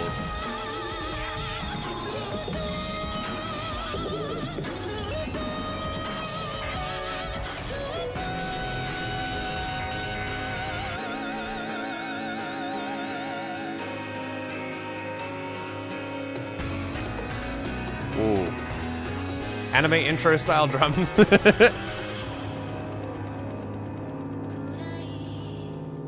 Oh! Yeah, that's a copyright notice. Whoopsie. Alright, so, a couple of seconds. I'm going to switch over to me before the stream freezes. So, a couple of things first. Ember, why do you listen to such loud music? I'm definitely teasing. The kind of, I can, like, the kind of stuff that we've been listening, I just see a pattern, right? I see a pattern of genres and musical styles.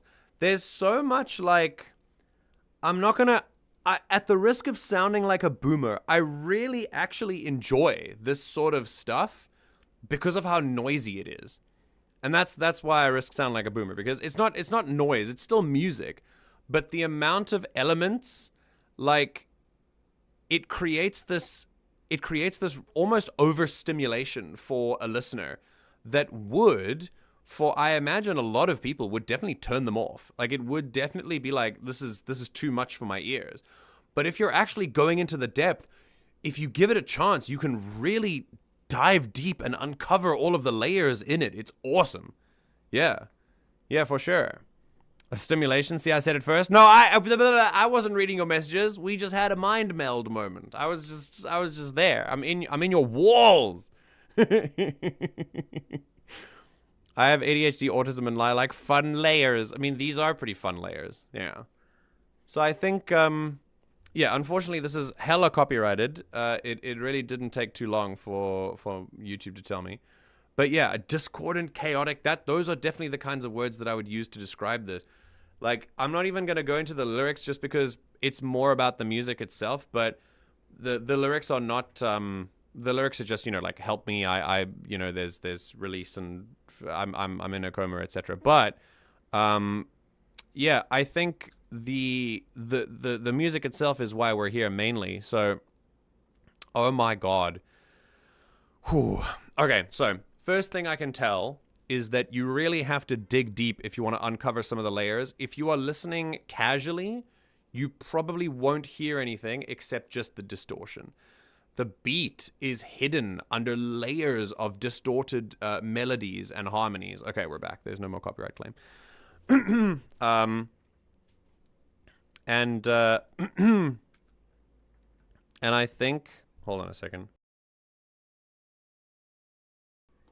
And I think like there was this point here. Just the first bit was crazy. Just like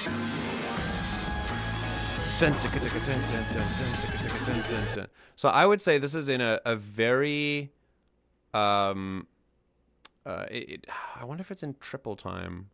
I would say more like in a complex triple. So like it's instead of 3/4 time signature, it would be 6/8 time signature. So it is 1 2 3 1 2 3 1 2 3, but it's more like 1 2 3 1 2 3 1 2 3 1, which creates a double time rather than a triple time. It would be da da da da 1 2 1 2, even though it's 3 beats within those ones and twos.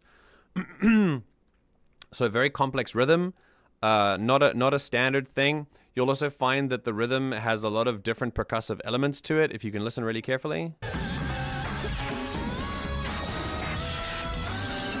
Yeah, it's got a lot of different percussive elements there. I can't quite pin them down to instruments because I know a lot of this is electronic, but it's very, very, very interesting. They all still match the rhythm, but they are there to create discordance. They are there to encourage us to feel ill at ease. Just like many of the other songs that we've listened to of this sort of, I suppose, genre or subgenre, it is. I feel like the design is to put us in a state of discomfort when we listen to this, and yeah, it does feel that way. There's also a bass line, although it's pretty barely audible here. It becomes more clear once the verse comes in, like this.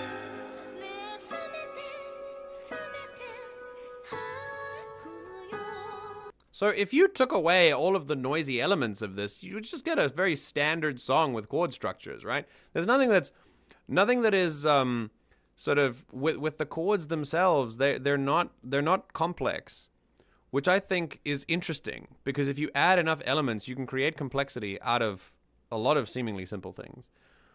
Can't wait till we get to a certain part in the middle where the instrumental switches up for a bit. Okay, cool. Let's get there.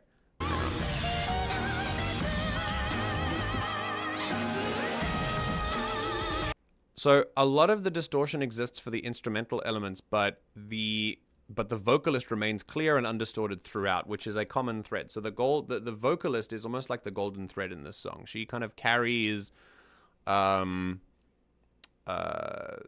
of the whatever message that is trying to get through here. I think the vocalist would carry here. And I mean the vocals themselves, very, very impressive. And I'm going to talk about them a little bit here.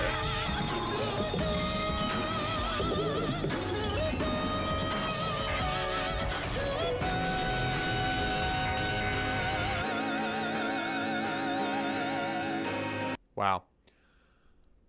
Okay, two things. Firstly, the intervals that she's singing, and secondly, the tone color, the quality of what's happening. The vocalist here, if you look at all the sustained notes, the mark of a good or trained singer is where the vibrato is. There is, if you have enough support in your body, and bear in mind, again, when you sing, your support should come from here, from your diaphragm, not from your throat. When you are singing with support, if you are singing with that training, with that knowledge, there will be a natural vibration to your voice, a natural vibrato. It will be, it'll sound a little bit like that. And specifically that happens when you sustain notes. So you'll find that the vocalist who is trained will instigate that vibrato on sustained notes very much in line with what string instruments do when they play long notes. When a let's say a cellist plays a long note, what's the first thing you see their offhand do? When they play with a bow, what do they do with their offhand? They do this. They do this. They create vibrations. They create a vibrato effect. What does that do? What is the purpose of it? It stabilizes the note. You might think that it doesn't. It does the opposite of that because you're actually changing the note by doing that vibration. But it is stabilizing it in our ears. It is so much more difficult to hold one note perfectly steady without vibrato, it's impossible. You will drop, you will dip, or you will raise even a little bit. When you add vibrato like this, and you do that. When you come back up, if I slow this down a little bit, you go down and up and down and up and down and up. When you go down and up like that, your vocal cord will hit the exact note that you need to a lot more reliably than if you were just doing this. And like at various other places going up and down and stuff like that, you would be trying to stay on the note. Creating a vibrato creates stability, paradoxically, because you are changing the note. And a vocalist will try and simulate that vibrato effect that a string instrument does by creating vibrato in the vocal cords, because vocal cords are also like strings. You should treat them like that as well. So when you hear her sing Forever in this instance, listen.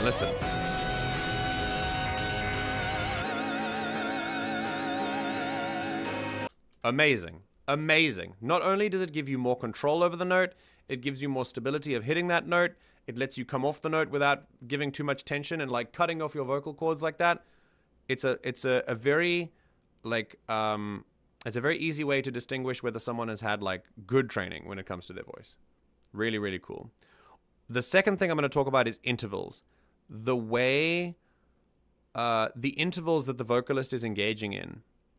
When I mean intervals, I mean like jumps. So if we're going da da da da da da da da, some of those intervals are very difficult to sing. The actual jumps that you have to make with your vocal cords are not traditionally designed for a voice like that in that range, and I think that that's very impressive. So to hear that is really, really cool. All right, let's keep going.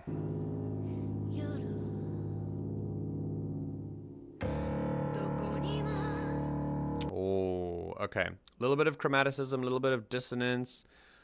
These words that basically describe that we're playing notes that are outside the key and we're possibly modulating to other keys. By the way, I'm not showing the music video anymore because I'm going to get clapped, but we'll see.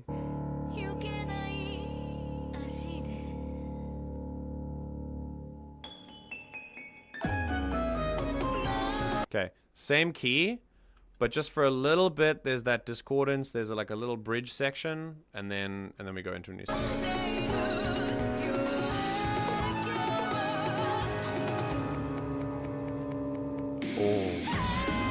Oh!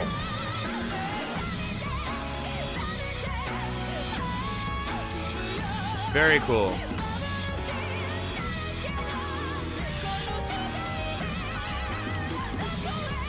Oh my god.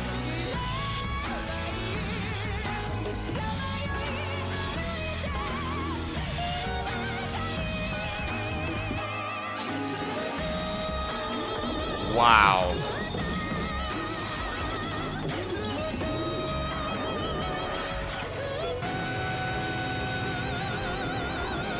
Oh boy, in the music video, tentacles just came out of the floor? Okay. I'm sorry, I'm reserving the entertainment part for myself because of copyright. Okay. And me. I know. Oh, well, Taters gets to see the tentacle part. That's pretty cool. If you want to see the tentacle part, come join the Discord.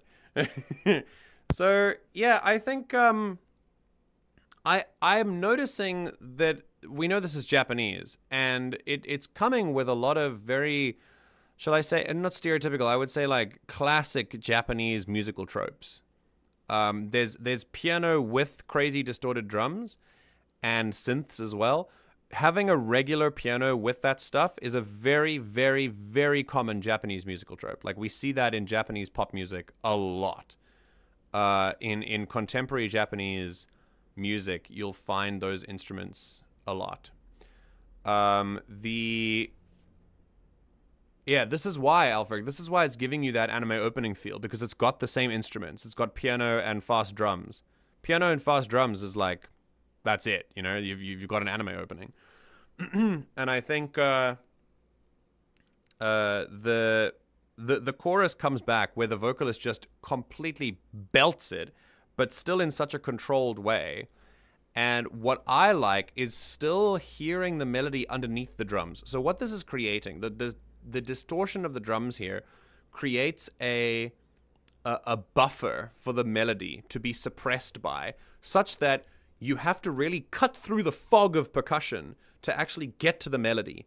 That is purposeful because of the story of the song. The story is about someone who's in a coma, and like we can all imagine that being in a coma feels like probably walking through syrup, like being in this sort of thing where you have to constantly cut through the fog and the mess of stuff to actually get to what's going on. It's like dreams, right? We can imagine it like dreaming. And a lot of dreams are covered with that layer, and piercing the veil is what this song is asking you to do as well. Musically, the song is asking your brain to get through the noise of the percussion and see the melody underneath it. I think it's purposeful, 100%. There's that complexity in the drums, but if it makes way for some really cool melodies here. If you listen very carefully this next time. Bum, bum, bum, bum. So you can see there is a melody. It's not exactly difficult to listen for, but it does require you to tune out a little bit of that percussion first, which I think is very interesting. Not only is she a very good, well-trained singer, she's also good at singing with really strong emotion. She can show both skills at the same time, which is super impressive. I agree, absolutely. This is why I think operatic singing is so impressive. This is a very operatic type of singer. We've now spoken about musical singing and more recitative singing, which in the first song we looked at. Now this is more operatic singing. None is wrong or right, it just depends on the focus. Operatic singing is more focused on the melody, but that doesn't mean that it's devoid of emotion, as Ember pointed out here. Operatic singing just means you focus more on the music and on the tone of your voice and on the quality of your voice. But that doesn't mean that the emotion is gone. That just means that the emotion is found in your musicality, not in your lyrics. So the lyrics, of course, sure, I'm sure they bear emotional weight, but they're not the primary focus here. The primary focus is the quality of the singer, without a doubt. And the singer, with her operatic quality, creates emotions with the voice, the notes themselves, not with the lyrics. Or rather, more than the lyrics. Off topic, but did anyone else know that the grayscale effect for hiding in Assassin's Creed can happen in cutscenes if a group you hide in walks into you? Yes. Yes, I did know that. Alright, let's keep going. Okay, tentacles. Oh my god. An accordion? Really? That's fantastic. I love the just... I mean, I heard it a little bit beforehand. You can hear a couple of runs in the chorus before. But it's so cool that it's kind of taking the spotlight for a second. Little jellyfish moving around in the music video. Oh! That is an incredibly skilled accordionist. Wow! Holy shit! Okay, I'm gonna listen to this again. Oh, this is the instrumental part? Okay, cool. Hey, hello, Kit. You also like accordion. Accordion is such a cool instrument. I love it. Reminds me of cafes that are like, you know, meet cute cafes, but also some pretty crazy musical moments like this one. Really, really versatile instrument. Just listen to the runs.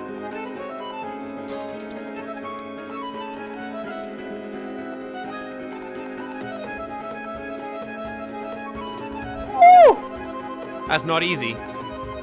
That's not easy.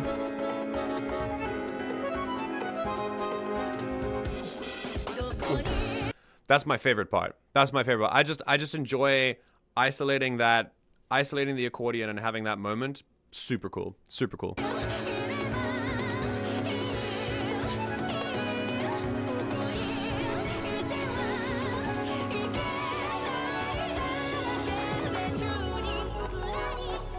Ooh.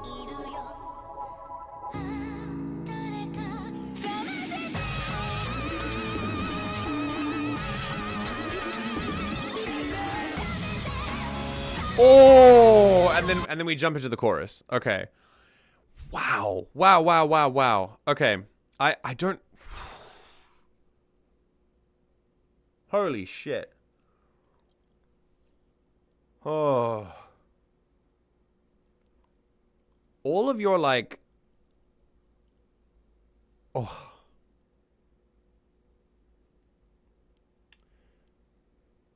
it can get so difficult to analyze this kind of stuff just because of its complexity. Like, I'm seeing... Yeah, this chorus is my favorite. Makes sense they get better throughout the song. Yeah, the chorus... Well, as I suppose as they wake up from the coma, maybe, or whatever, but the chorus... Yeah, the chorus gets more emotional, more clear. The music... You can tell that the drums are kind of a little bit more faded in this. Just a little bit, though. They're still definitely there. But damn, just a little bit of clarity in the accordion. Okay. A lot of why the accordion part is so nice and pleasurable to listen to is that it's about what comes before and what comes after. So if there's all this noisy percussion that is before, then the clarity of the accordion provides a nice respite, basically. It's a break from the noise. And then when the noise returns, we can have a new appreciation for it. So musically, that's the technique that's being used here. Oh, she doesn't wake up? Oh, well, never mind. But yeah, this moment, she's still singing her heart out, the vocalist, but it's like now the accordion has joined, which provides another counter melody, but the drums start kicking up again, and then the vocalist just goes off. Like, this is the moment.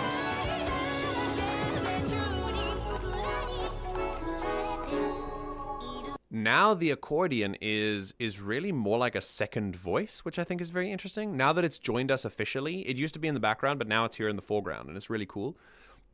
But then, now that we have accordion and now vocalist acting in tandem, then the vocalist just decides to go all out for this here.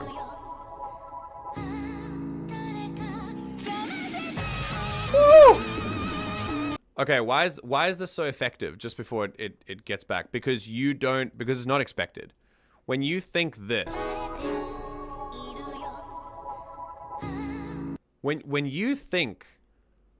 when this ends and like a new little mini section begins, you think, oh, this is going to be a new mini section. And then she's like, psych, no it ain't. It's like 2 bars. And then we're back into the intensity. That's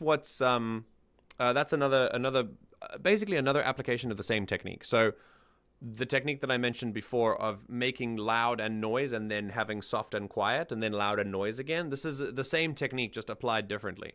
So I think one of the main takeaways from this piece or this song, I suppose, is its use of expectation subversion, musical expectation subversion, where and also like giving us breaks, mixing tones in interesting ways, giving us breaks between the loud and the soft, and the just dynamic range is also a good way of describing it. That is why we feel so interested by these moments, because they have a wide range of dynamics.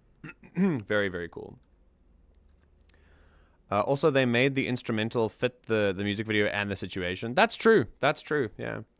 I really like the accordion. A bit of the normal sound, then the silent pause, then the full belt for the chorus entering fully. Yeah. Yeah, that's true as well. I like that it plays a different part. Yeah. Okay.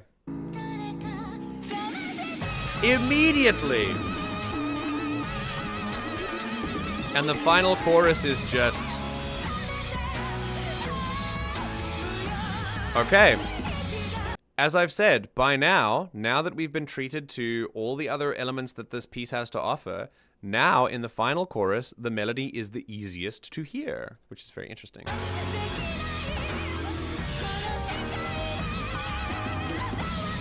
Ooh.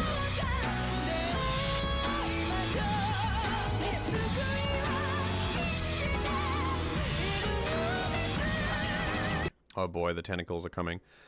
There's something else here, a little vocal trick that I want to talk about here. This one.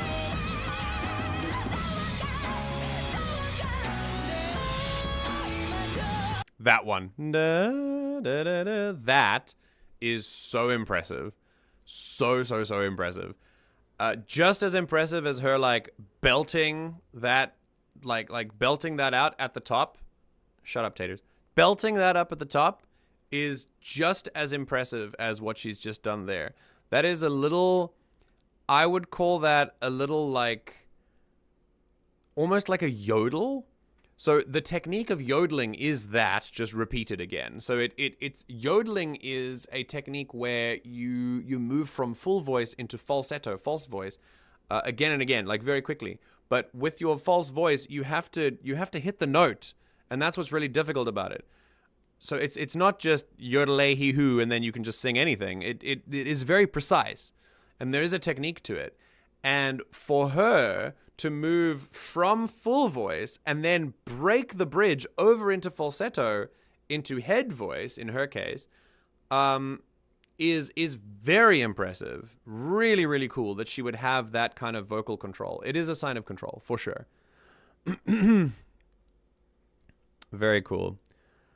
I really like how she pulls into a deeper sound in her voice in her longer notes. Yeah, I agree as well. I can sense that. Yeah, I can hear that as we go.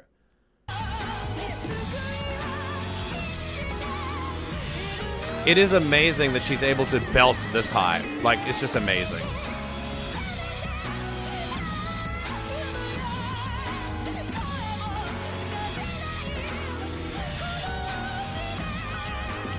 Oof.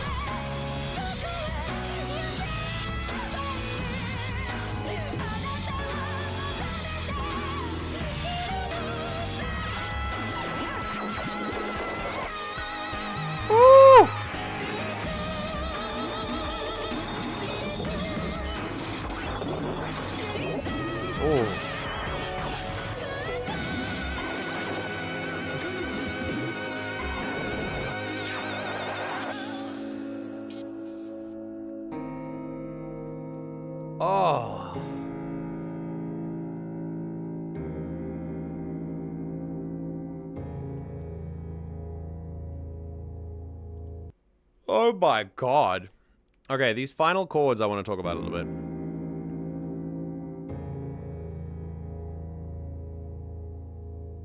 Okay, the main character dies, right? I think we know that.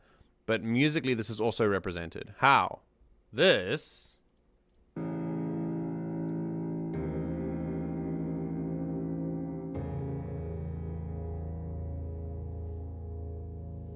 it's represented by death bells. That is a death knoll that is going on just in the artist's own rendition of one. A lot of vocal techniques are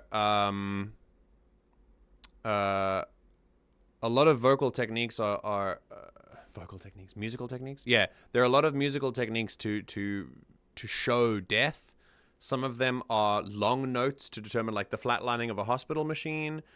Some of them are bells to try and imitate church bells or death knolls and things like that. This is the death toll. Basically, that is church bells, like, you know, bong bong, like the Undertaker's bell or whatever. Yeah, so that's definitely a sign of death too. Oh, the ending was crazy. That last note that she pulls is just amazing, and I find it just as. Also, one more thing that blew me away about that vocalist is how she is able to stay up there while still pronouncing things clearly. Like, I don't speak Japanese, but I heard consonant, like, variation, which was very, very impressive. I think that might be the most impressive thing of all. Vocalists, depending on where you are and what kind of range you have, syllables and consonants and vowel sounds will come out very differently. So, for example, for higher voices, the R sound can start to sound quite flat, even though it's the most open. Whereas for, you'll find that the E or the E, like that kind of sound, that sort of sound is most clear up in head voices. But R tends to be quite, like, too airy, and ooh is just almost impossible because, like, there's just so much tension here in your voice just by saying ooh, like, you close off so much of your air. So, yeah, the fact that there's actual variation in the lyrics while she's up there belting her heart out is incredibly impressive. Very, very skillful. And secondly, there was no secondly. I'm kidding. Psych. It was just, yeah, that was all. All right, so yeah, that was O Light by Kikuo. And that was oh my god, Pocket Bard. Jesus Christ. That was very loud, Pocket Bard. Just give me a second. We're gonna have that one instead, maybe? Oh, that one still doesn't work. Okay, try this one. Oh, that one doesn't work either. Oh, yeah, it does. Okay. Yeah, that was awesome. That was very, very cool. Another banger as usual. Thank you very much for that, Ember. I'm gonna tick that one off. Okay. And it's now 12. And I know my limits, so that'll be the last thing we do today. If you have anything else posted... If you have anything else posted, what did you think, Taters? That was cool. Excellent. I will probably go listen to some of those songs not broken up. Yeah. Because the last couple, like you were saying before, like you had to break them up. Because of copyright. I hate doing it, by the way. I've actually been meaning to go listen to some of them because I would like to listen to them all the way through. Yeah, you should. By the way, yeah, this analysis is mainly for once you've listened to the whole song. When I listen to it, yes, it's a first impression, but understand that my analyses are broken. They're not as consistent as I would like them to be because I listen to these trying to avoid copyright. So it's really unfortunate, but that's the way that it works. So we deal with it. What I would like you to do is after these analyses are done, I would very much like you to go and listen to that song in its entirety on its own and see if you can spot some of the things that I was talking about. And if you can add to the conversation, that's great. Remember that I'm not meant to be the end point. I'm the starting point. These analyses are meant to start you on the track of analyzing a particular piece of music. And whatever you can derive from this is what you should be doing after listening to this. So you listen to this, listen to what I say about it, and then, be inspired to go do your own analysis on stuff that you listen to, because it's there. It's just waiting to be analyzed. So yeah, go do that. It was nice to be able to play the piano a little bit for you as well, even if it was a tad, just a smidge. But yeah. Okay, I'm gonna go refill my water and take a break. I think I'm done with analyzing today. I think I might just end it here. Nice. Any last words, Taters, before I kill you? That was good. Join the Discord. Wow, that's it? That's how you're gonna spend it? Wow. Cool. Good way to do it. Bye. Really? Join the Discord is how you want to go out. If someone Yeah. someone had a gun to your head and were like, you have, it's the most important thing that you need to say the thing that's most important at the forefront of your mind, and through trembling lips you say, join the Discord. And they look at you like, what the fuck? And then you die. Like, that's just tell my family I love them, or no, join the just Discord. Join the Discord. Well, thank you for that. I appreciate that. Marketing at any costs. I love it. Yep, I do my job. Can't say I don't do my job. Oh, wonderful. Wonderful, wonderful, wonderful. All right. Well, bye. Thank you for listening today. Thank you for being here and keeping me company. And thanks for your submission. It was really cool to listen to. All right, my dear. Yeah, it was sick. I'm glad. I mean, you could still hang here if you wanted to. I'm not going to go anywhere. So, yeah. Anyway, I'll see you a little bit later then, if you don't leave. Goodbye. Okay, bye.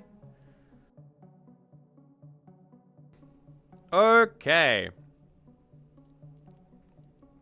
Sorry, my my chat died a little bit, so hold on a second. Let me catch up here. It's the main reason I mentioned big range, yeah. And her voice never gets thin, no matter how cry-sounding her voice gets or how high the note is. It's crazy. I found that her voice did, not crack, it did feel a little bit strained in some places, but it was more due to the consonant difficulty rather than the vocal range. You can tell in the video that she has the range, but the consonant difficulty creates some tension there, which is just often unavoidable. Still very, very impressive. Highly recommend Kikuo's stuff. He's popular for a reason. Again, he's more of a one-time thing with the singer, but he's a master with vocaloid. Very cool. Very cool. Very cool. Zombies 2. No, Somerton. I'm done. If you have a song from Zombies 2 that you want me to analyze and pull apart, then yeah, put it in. Go for it. Go put it in stream requests. Or if you're part of the music part of the Discord, then put it in those things. Wait, are you in the Discord? If you're not, then next time I do music analysis, yeah, come in. I'll definitely do Zombies 2. I'll absolutely do it. Genius doesn't have anything for this song besides one person without review thinking it's about schizophrenia with no evidence. Lol. Okay, yeah. See, that's what I mean. Like, don't always, like, I always go to Genius just in case, but yeah, use intelligence when you look with education rather when you see these things. Okay. Yeah, check out the music video as well. I couldn't show it obviously because of copyright again, but check out the music video. I love how every day Somerton arrives, we pressure him to join the Discord.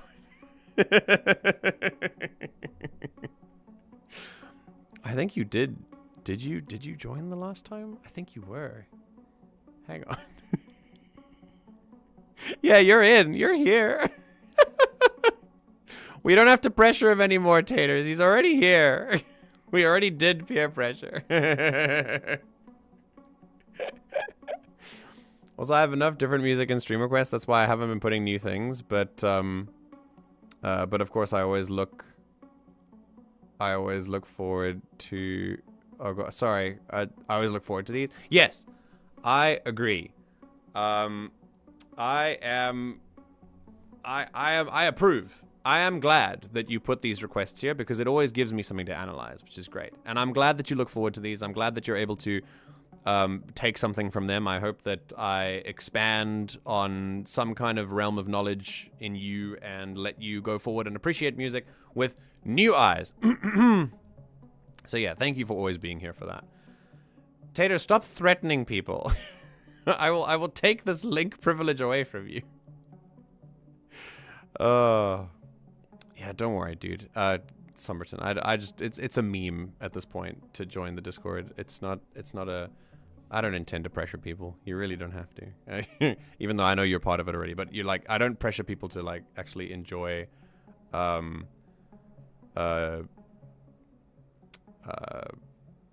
to like actively participate or whatever. You can participate in whatever way you feel comfortable, and that's all. Oh, it was like under your head. Okay, all right, fair enough. All right, everyone. That's gonna be all for today. It's been a wonderful, wonderful time. I truly appreciate your presence here. Thank you once again for being here. Thank you, Taters, for knowing your place as a link sharer and nothing else. It is now 18 minutes past 12, and that'll be all for today. Join us for a slightly shorter stream on in about 8 hours from now, where we do Mass Effect again. 10 hours from now, sorry, because it's 12 o'clock.